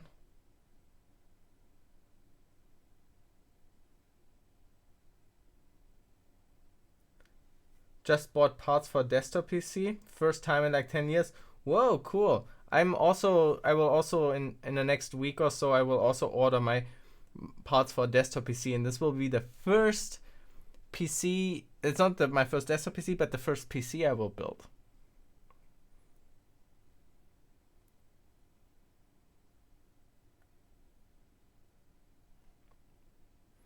Yeah, I mean, not that I understand this very much. Is this just a semantic thing right now that we are talking about? Like, you wouldn't call this setup necessarily a pull up or pull down just because this is not the purpose of it, but isn't it doing the same thing? Essentially, or okay.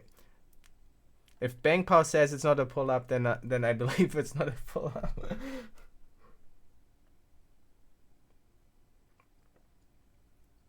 Okay, right, they have higher resistance. You're right, that's kind of low. That makes sense why it looks different, I guess. Yeah.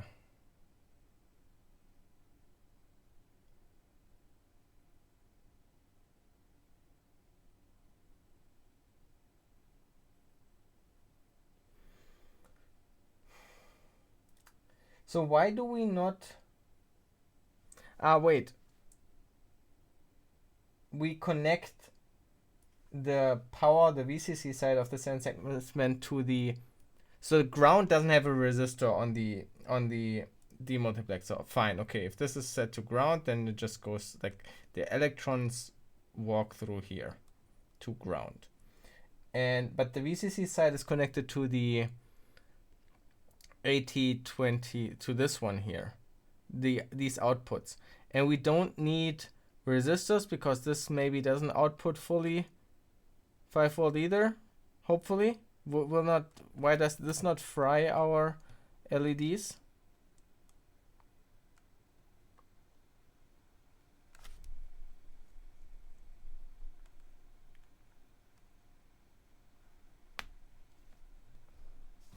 Output high voltage.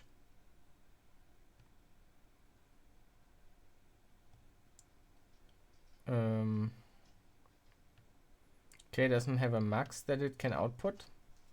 That's concerning.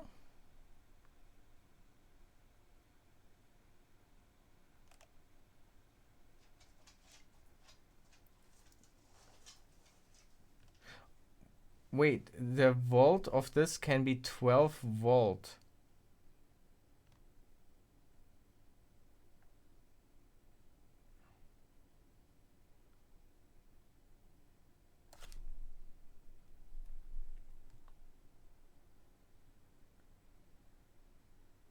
This thing essentially limits the current the output can deliver when it's high. This thing might not even be actually on the chip, but just a side effect of how the silicon works.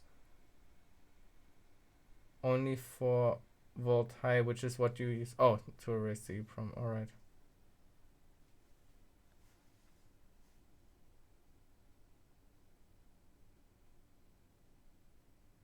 Okay. Oh, wait, here. Output test load. Output pin. Does this mean there's a 1.8K resistor on the output, or is this to test the output? You should add these pull up resistors. Is that what it says? I don't know.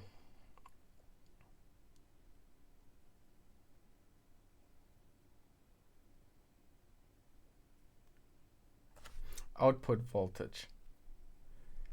Output source current versus output voltage. Output. Okay, yeah, so it limits the current. If it draws more current, then it will also drop the voltage. Is that basically what I read out of this here?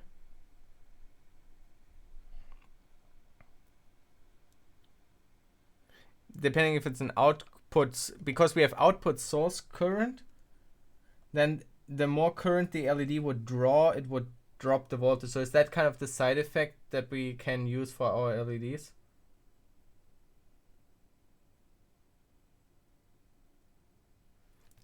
Check the output current in the table. Oh, all right. Output current. Output. Is that active current, I guess? 30 to 45 milliampere. And I guess a single LED is basically at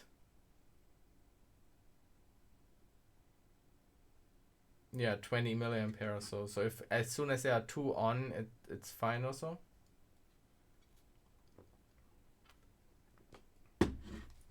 Okay.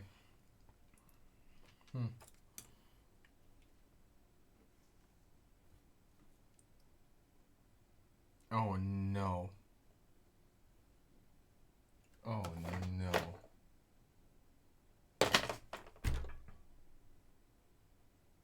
Disaster. Oh no.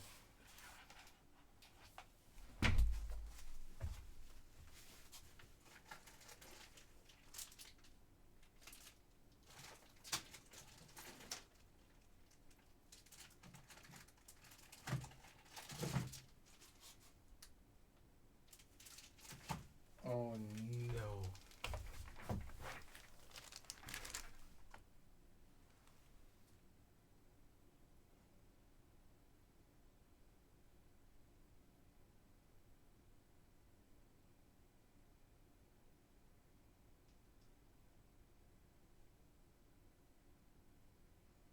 Everybody is responsible here.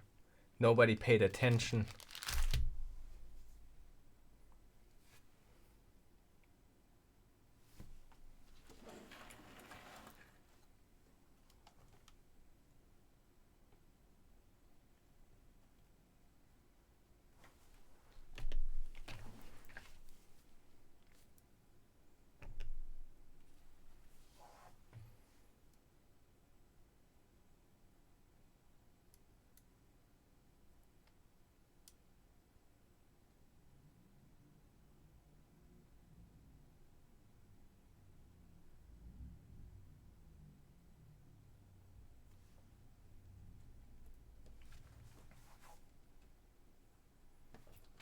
Do you see the problem?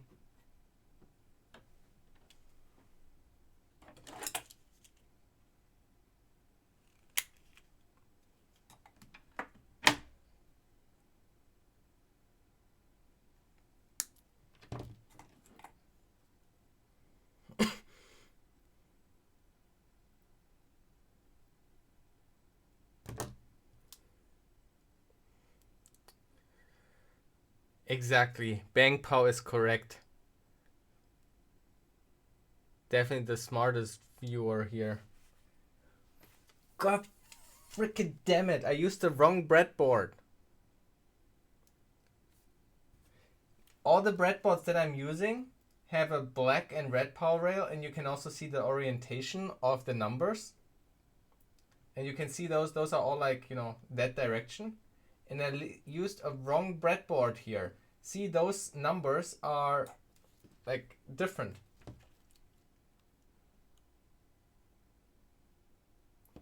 I removed that one line and connected these together here. But this is blue now.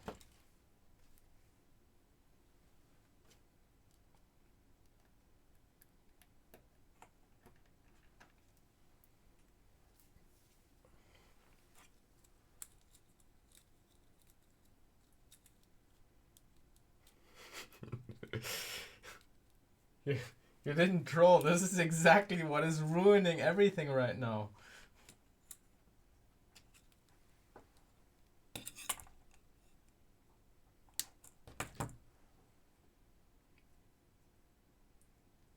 Yeah, I will not be able to unsee that. It really annoys me now.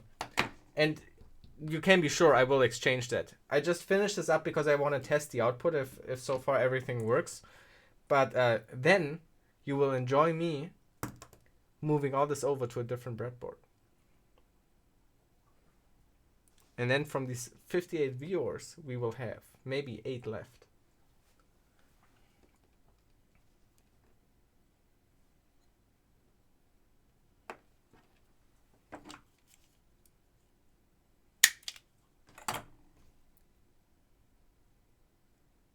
It can't work. It's the wrong breadboard.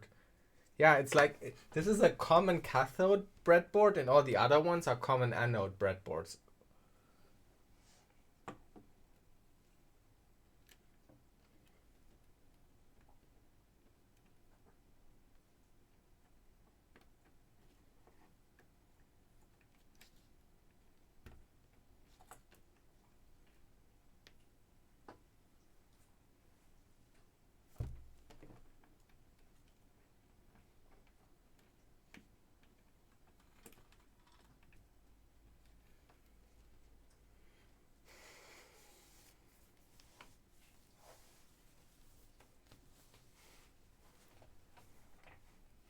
Oh, if there are any problems later, I will not blame it on the board. I will also not take any blame on me. The blame will all be on chat. Okay, so let's see if that works. Okay, wait. So we need, I guess if this is, we need to be careful with the output here. We can only use here resistors if we want to display something.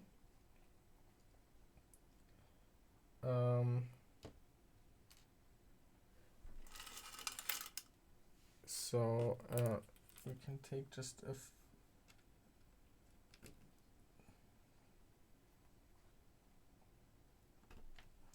okay, so I'm just making this available here so I can later poke in like that.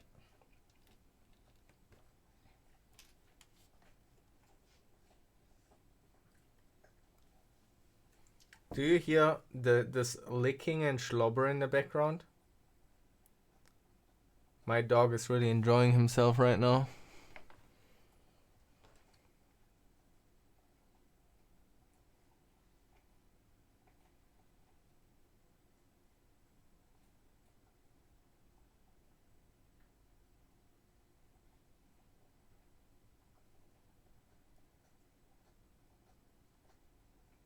You seriously misunderstand chat if you think we're here for progress. Is this all a conspiracy? Is the unofficial Live Overflow Discord that is being spammed in chat, is that responsible for planning of misleading me into using a wrong breadboard that will lead to the downfall and the cancellation of this whole project?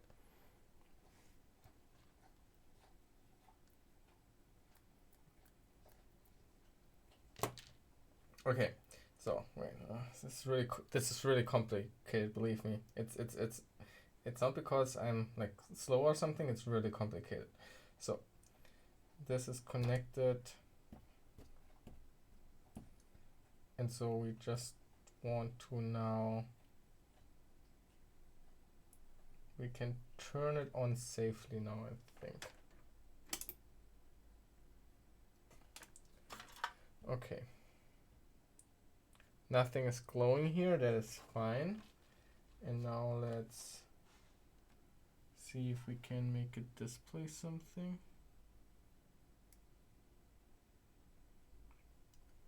No, cool. All right, that's awesome. Now let's start debugging.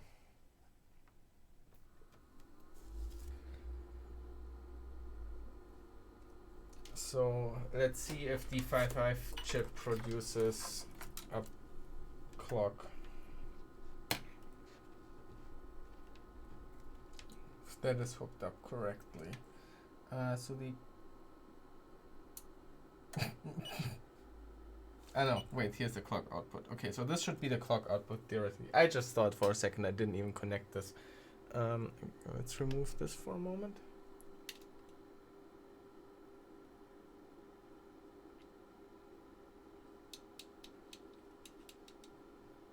Yeah, this breadboard is slowing down my brain, exactly. Okay, so it definitely captures here. Where's the trigger? Oh.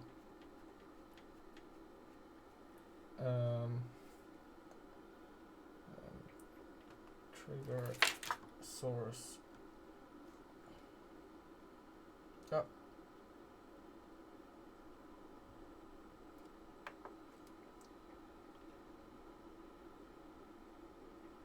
Okay, so as you can see, nice pulses here. So this thing does produce output.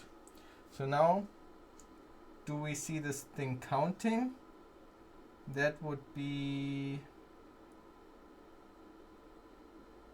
Here we also see a clock counter output. So basically we should see here some that are a bit longer. And this one should always be half the time. And you can see them. I guess I could also connect the other probe really quick.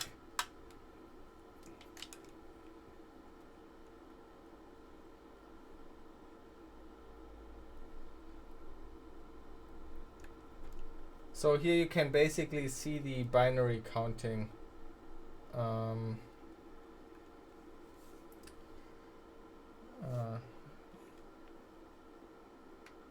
Let's do like a... Let's pause here for a moment. So it's a bit difficult to see because they overlay each other. But like here you can see both are low. So this is a 0 0. Then you have 0 1. Then you have 1 0. And then you have 1 1. So the binary counting, so the second chip on here works as well. And now we check the output of the like the demultiplexer or multiplexer. I don't know what it is.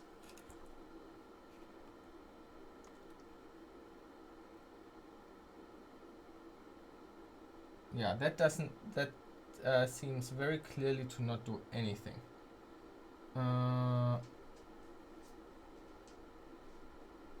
Alright, so let's look quickly at the pin out of this, if I maybe connected it wrong. We might have forgot the enable signal. Let's see if we, so here, there is an enable pin that I completely forgot about. So let's see if we put that to ground, if then it works. Now we see an output. Yeah, your trigger's on channel 1, yeah, but both channels should do something. So now you can see the output here. It does look a bit weird, but that might be time. They shouldn't overlap though. They should all be at its own point in time. Oh, they are alternating it. No. Yeah, no. They are high together. High is basically the off, it's an inverted one. And then they are low after each other. And then there are 2 more bits, but this has only two channels, so we can't see the other 2 bits. They are always off at one at a time. So first blue and then yellow afterwards. Move one up a bit. Oh yeah, move one up a bit. That makes sense. Good thinking there. There was a scaling. There we go. So you can always see that this is inverted. So inverted is basically turned on in our thinking. So they are always at 0 after each other. So first blue, then yellow, and now there would be the other 2 and then blue again. So this is what the demultiplexer does. How much did this one cost? I would say like 700, 600 maybe.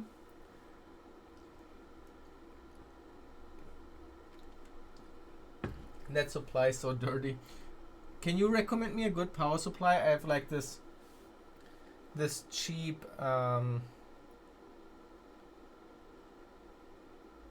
this very cheap here, wait, like just like from Amazon, one of these white label things. It's not the supply, it's the breadboard. I mean, I do have like over there, but maybe a bit far away. I guess I could move one closer. Was it these ones that I used? Yeah, I guess. Let's see, if I plug in one right here, does that change something? Not really. Use smoothing capacitors. Do you see a difference with that or without? Well, it might wiggle a bit more. No, I don't know. No. On the other hand, there are just like also a lot of stuff going on, like all these LEDs that are directly connected to the outputs of these chips. Does that maybe make a difference? So this is now very close to those chips over there. Doesn't really make that much of a difference.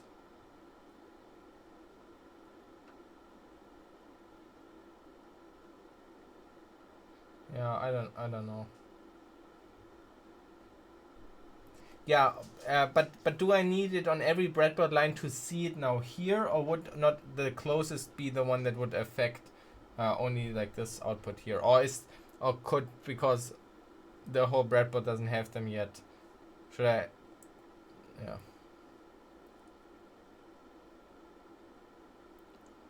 Yeah, the whole system. Okay.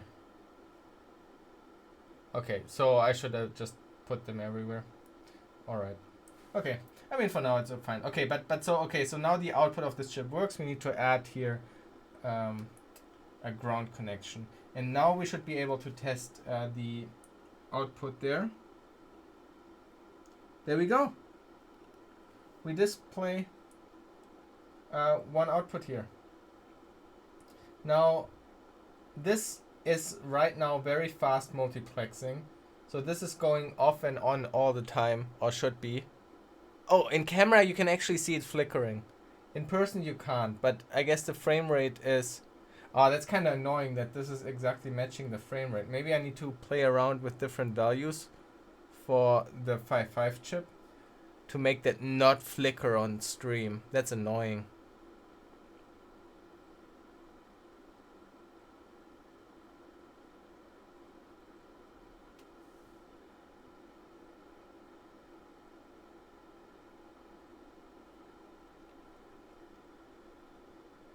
Yeah, it does. It just doesn't look very clean, you know. When like the whole system is like slowed down to this, and you see this flickering, isn't that ugly?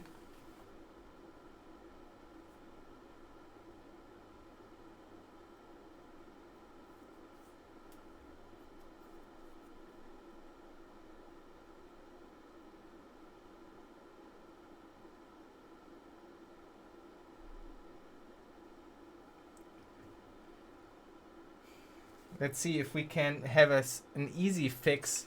I mean, I don't have a lot of like different ones of these capacitors, but if I add like a second one in parallel, if that changes the frequency enough.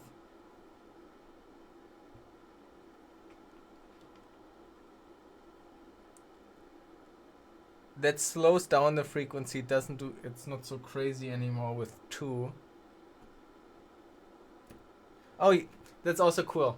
Obviously this affects then the whole speed of everything. So see in the oscilloscope how when I add it, it makes the cycles longer. I think it makes them double as long. Because 2 of them now you have you know.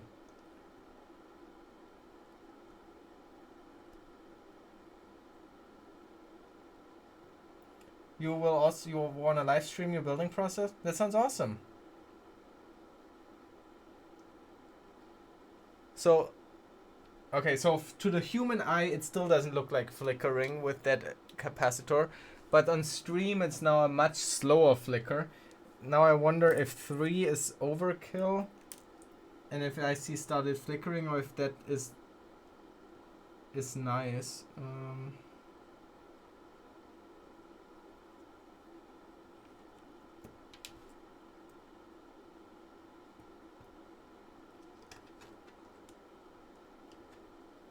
So here's a third one now. I still don't see anything. Oh god, now it's worse again. Okay, with 2 I guess it has so far the best effect. This is really, yeah. Maybe I could also play with the resistor values. But I guess 2 right now is a good sweet spot, I guess, for now. To make it not too bad.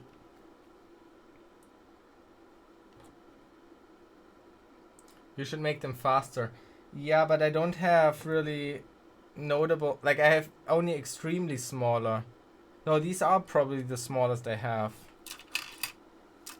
Let's see how much. How small are these again? Um,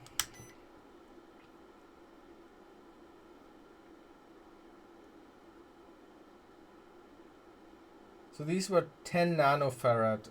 I guess with touching it, it's like screwing it up. So these are 10 nanofarad. I think these one were bigger, so they would be even slower. I think these were like 100. Yeah, these are 100 nanofarad. And I have these blue ones here, but I guess these were probably are also bigger. Oh, these are also 100 or so. And then I have these white ones here. What are those? Also 100. Oh, god damn it. Yeah,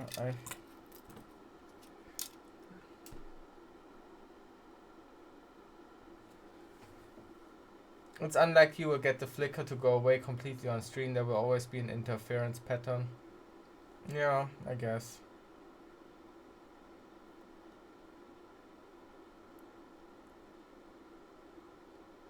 I mean, if there like would be one flicker once in a while.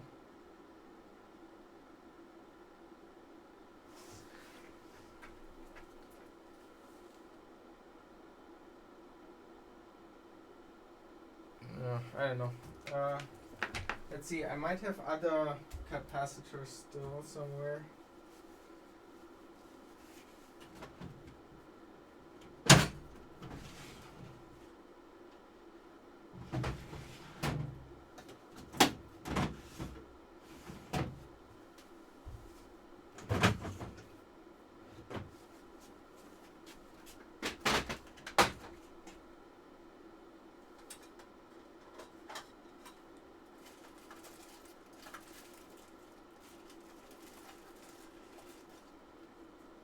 Okay, I have here these random ones in my assortment. No clue what they are.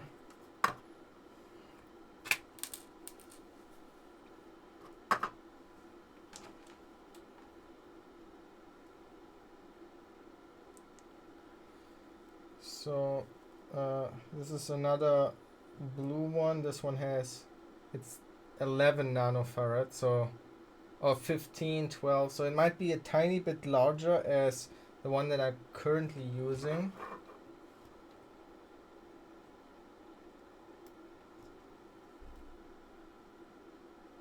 That one has a nice pulsing. If I add a second one of these to that, no, that makes it worse again.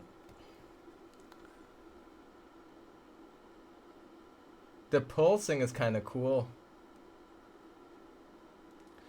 I could make the 100K resistor smaller.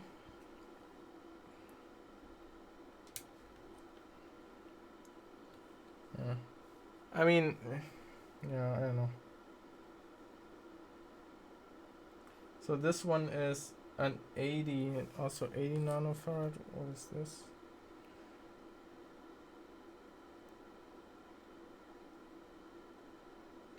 That's like 0.4 nanofarad. That sounds crazy. Okay, I need to quickly go to the bathroom. I will be right back. But I think that is kind of okay. Like, this is so slow pulsing, it kind of looks even cool at this point. So I don't really care. Yeah. Okay, yeah. So see you in a moment. Be right back. Good try. Great. No, this integration doesn't work.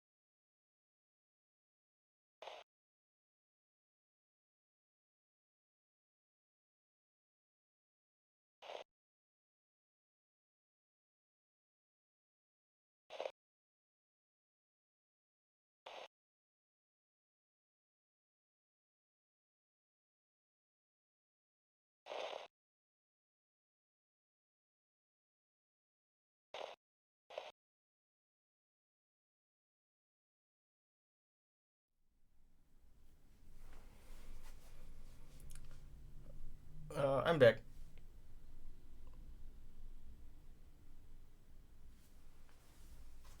It's not cheating, those sites. You would be stupid to not use a site like that.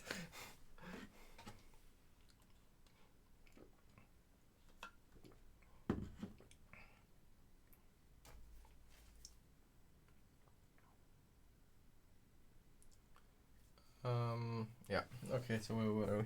Okay. So yeah, that little pulsing there, I'm totally fine with.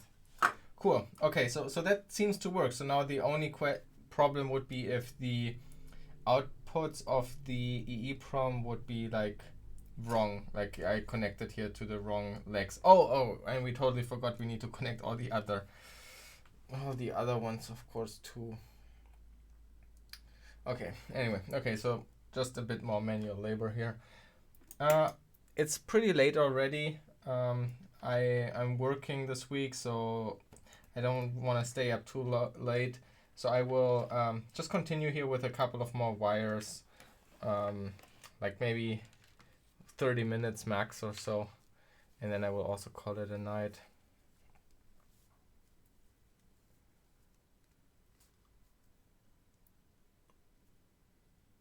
A lot of manual labor, these. Yeah, I guess. Okay. We can remove that. I guess we can switch to this cam. You can have this overview here. I'm bringing that closer to me. And then we can move the camera.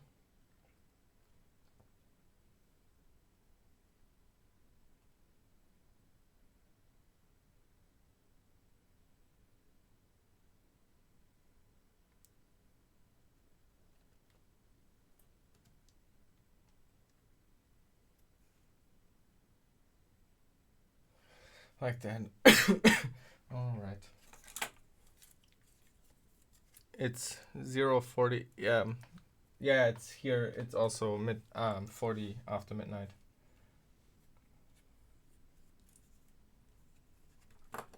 Okay. So basically, what we need to do, we just need to always like mirror these first pin, first pin, first pin. Oh, like, yeah, you get it. It's not complicated. Okay.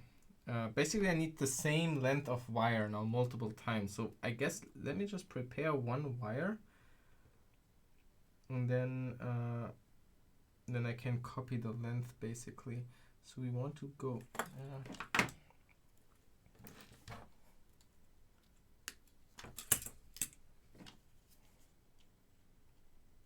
Oh yeah, maybe at the end I should make some nice shots of the wiring, some parts that look really good and submit it to wire porn.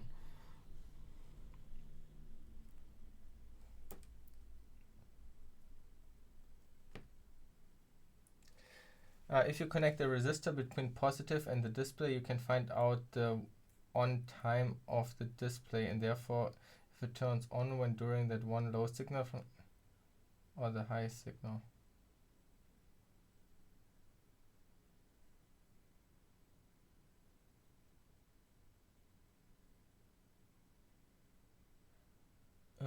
And what? Okay, and what would I do with? I'm not quite sure what if I get it.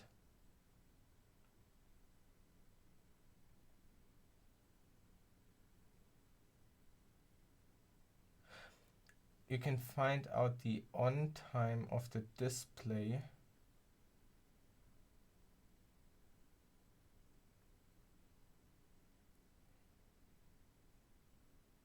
Sorry, I don't get what you're trying to say.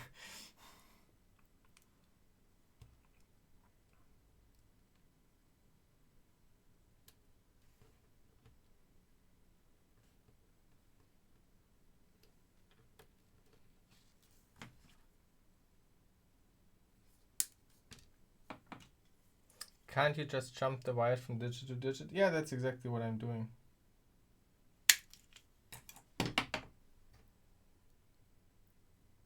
I'm now like here, this is, for example, one connection. Like this last wire goes like here into the last pin for the first digit. And now I'm just adding basically this jumper forward to the end of the next digit, you know, like that. But this distance is always the same. The first pin will always be the first pin over there. So this will always be the length of the jumper that we need now. And now we need for all the different connections here, like, and then we have like from the first one of the second one to the first one of the third one, and then one here basically, so we can move them along like that. But so I need a lot of this length. So now I just wonder what is the most efficient way to measure this, because when you I noticed already from like the experience now, if you have something like this and you just want to copy this and you measure it on this, then you have easily always a millimeter tolerance or so, and 1 millimeter tolerance can destroy you the jumper width. So I'm now wondering what would be a good, like, what I could use to more accurately make sure that I get the distance correct without having to constantly hold it to the breadboard. Something easier.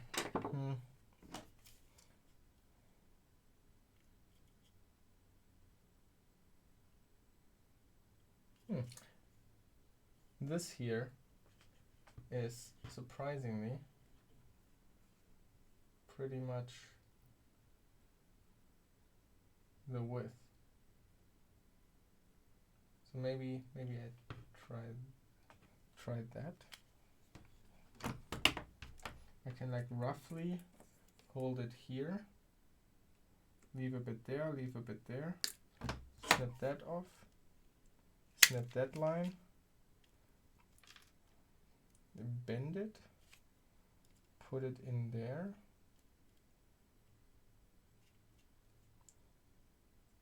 mark here,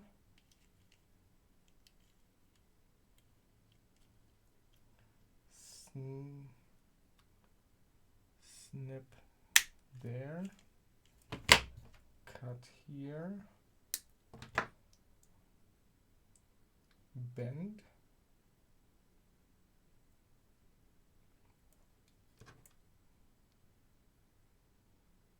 and now I made it too short probably.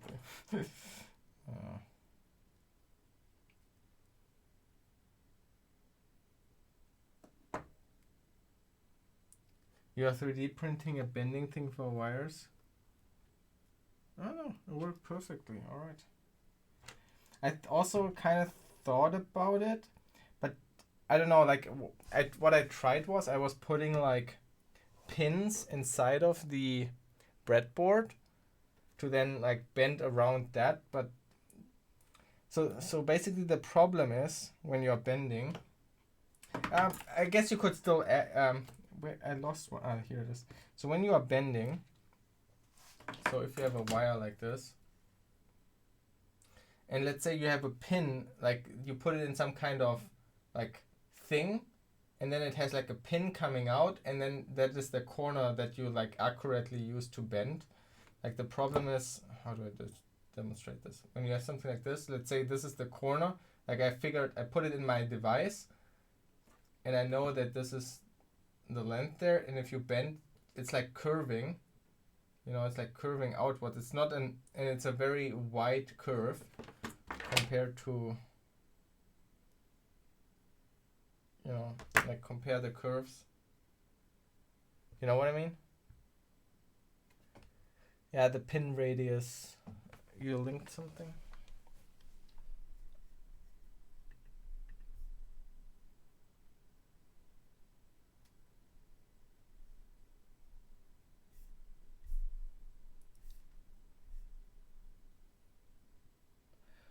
Oh, I get it. Okay, yeah, okay, this could be actually really cool.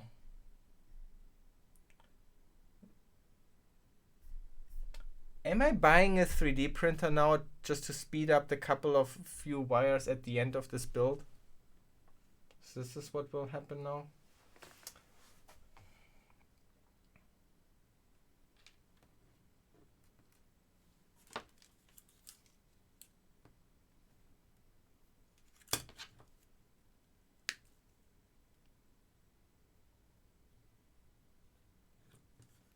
Conrads or something like this as well. Maybe if there are ready built ones already, then I might. Yeah, I guess also people sell maybe something like that on eBay, 3D printed or so, or on Etsy or something. You can also buy these tools. Okay, if they exist. Maybe I should have bought such a thing.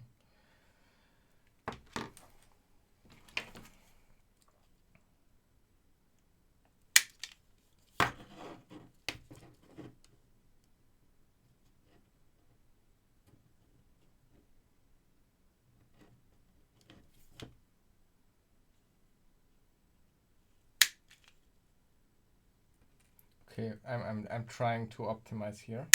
Let me see if I do like this, and I do like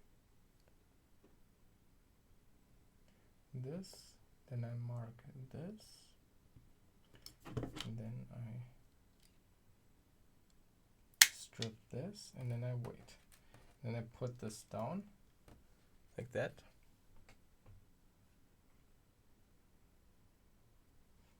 And move to the next one. Let's see if all of these are ruined or all of these are good.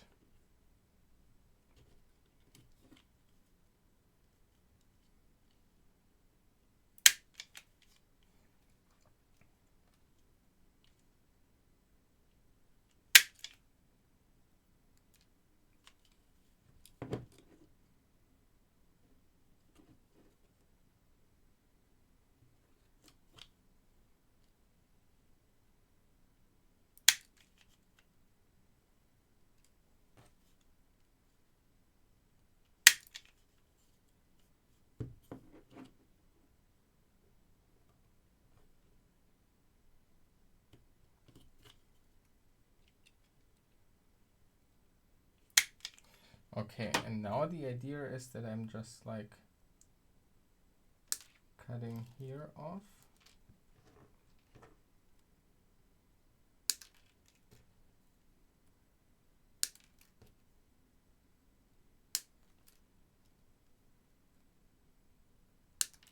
And then I'm just making sure the bends are fine. Let's see. How is the distance for this one? Yeah, I think it's okay. It costs €1 in many stores. I mean, the 3D printer would only be like 1,000 times more expensive, but then I could like print 10,000 of them for free. Then I could sell each of them for 50 cents. And I could basically make back the money plus more.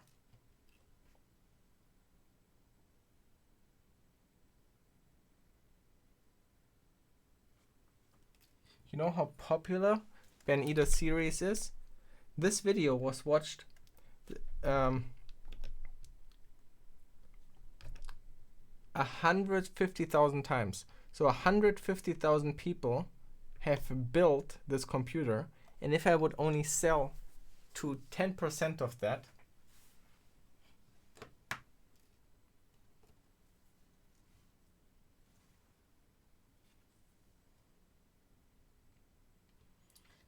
this is really narrow here to like get the pins in.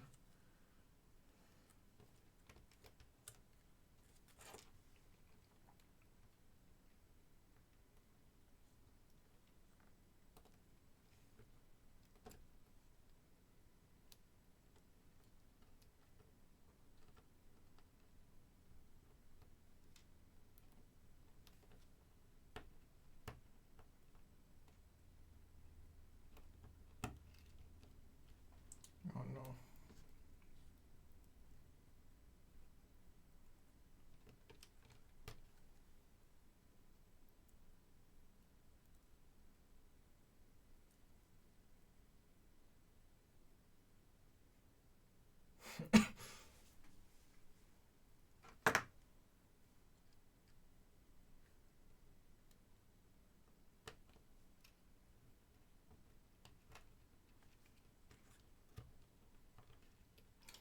Sounds like great marketing level math. Well, that's basically how everybody rationalizes their purchase of a 3D printer.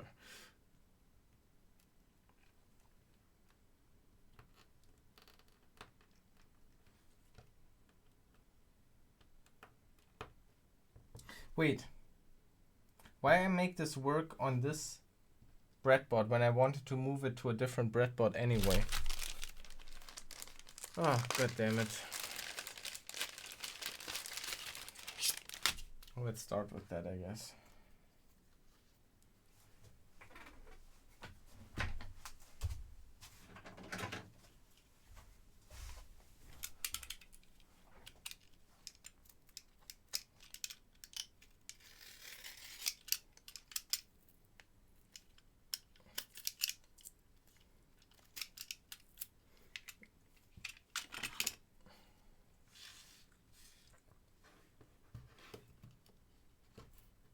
A dual extruder. What is a dual extruder for?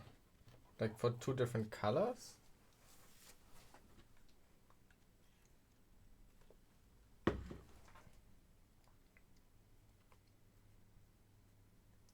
No, moving wires does not count. We are not cheating.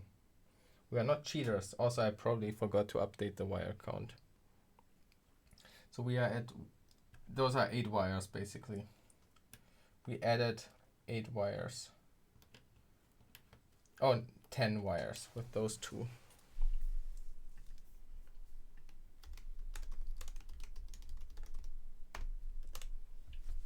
There we go. Okay. Okay, let's move everything one by one.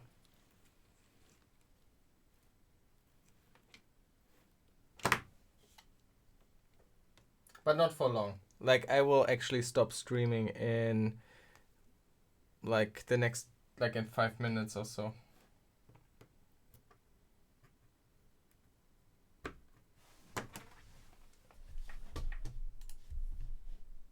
And I might move, but I no.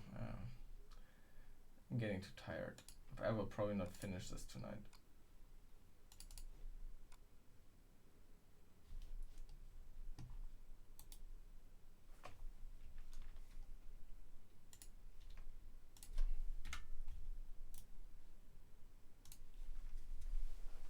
Okay, so then this goes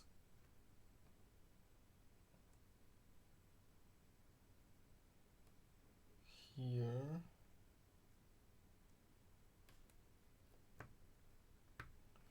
And then we can, I guess,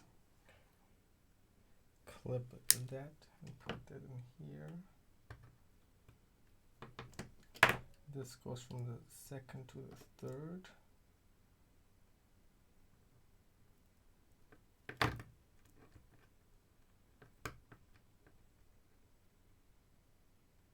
I will stop streaming in. Yeah, in just a couple of minutes. I wanna watch an episode of Stranger Things and then go to bed.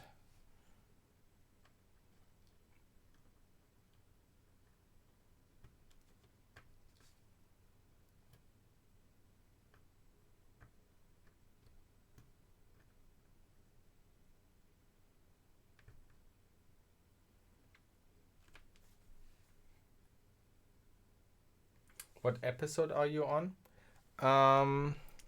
This is video 33 from the playlist.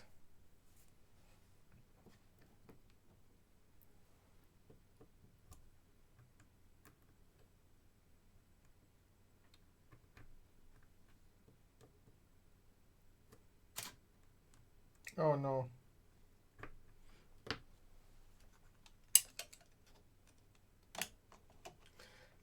No spoilers about Handmaid's Tale, please.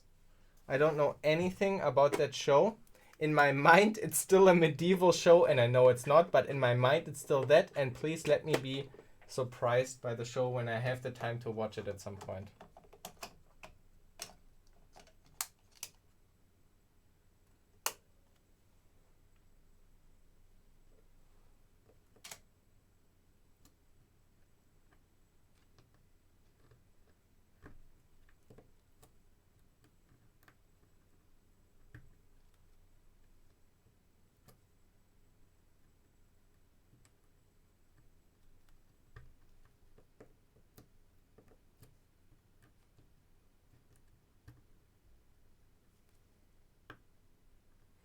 Yeah, you like it? Yeah, I heard a lot of good things about it, so I'm kind of looking forward to watch it. Just haven't been like, just other stuff had priority so far.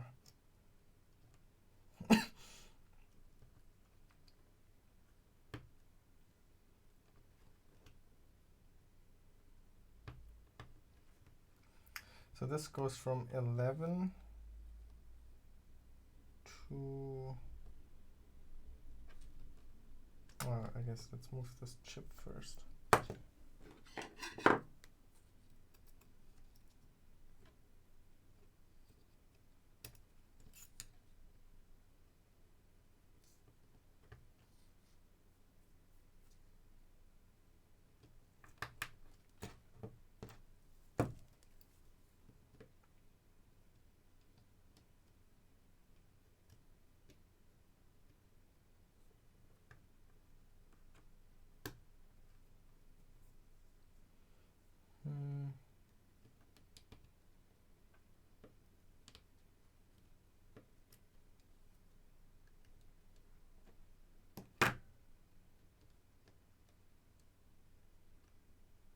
Uh-oh.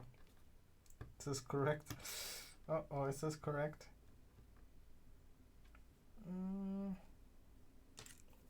I might have to look at my own VOD to verify that this is.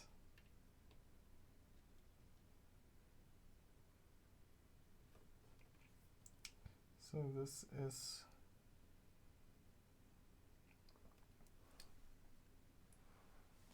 At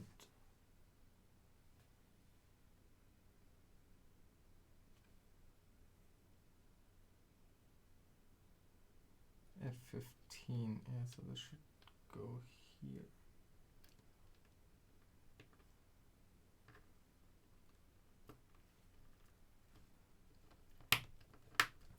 Okay, wait, I need to look at my own VOD.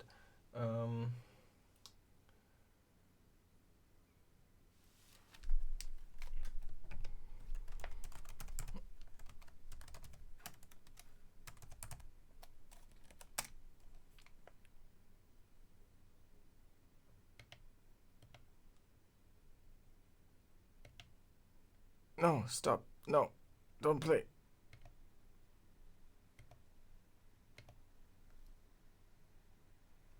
Yeah, no, it's not allowed. I'm sorry. Not today.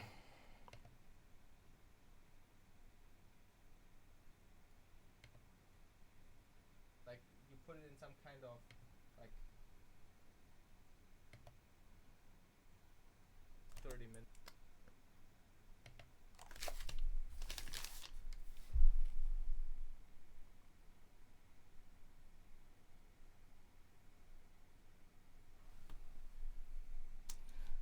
No, that looks.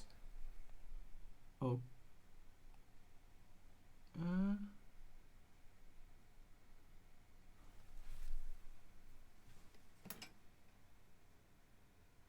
No, it looks fine. It looks good. Okay.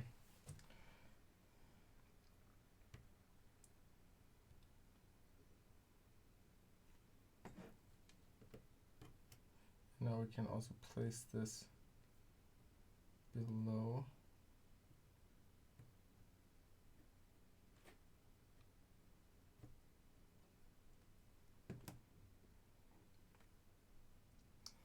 Okay.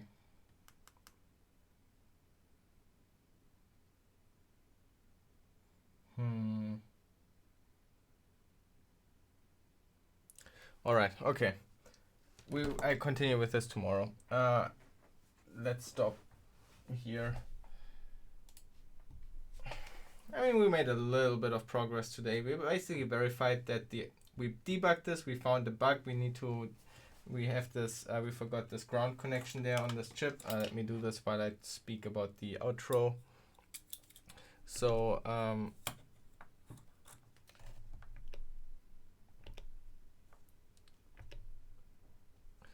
yeah, we've done a little bit of progress today.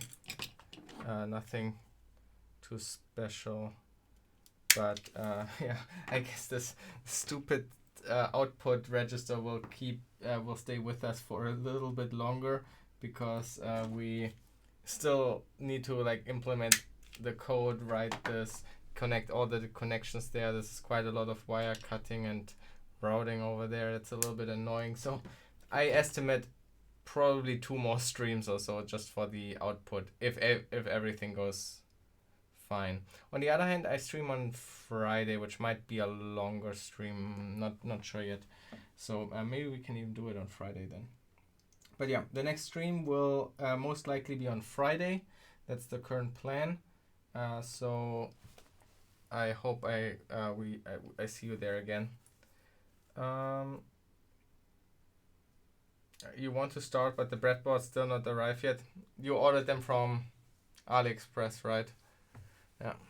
Should have paid the double amount of price, then you would have it now. Yeah. Okay, wait, this is my face. Yeah, okay. So I play the outro now, and we will see each other on Friday maybe. Also check again out Gunvar L. He has made a long live stream on YouTube where he solved all the beginner challenges at the Google CTF. I posted the link, I believe that was the correct link, to the VOD where he recorded himself. Excellent, educational, fun to watch. Highly recommend. Have a look at that. Okay, so that's that. Okay, I guess it works, my outro. Yeah, alright. See you Friday. Thanks for hanging out with me today. Thanks for all the help. Bye bye.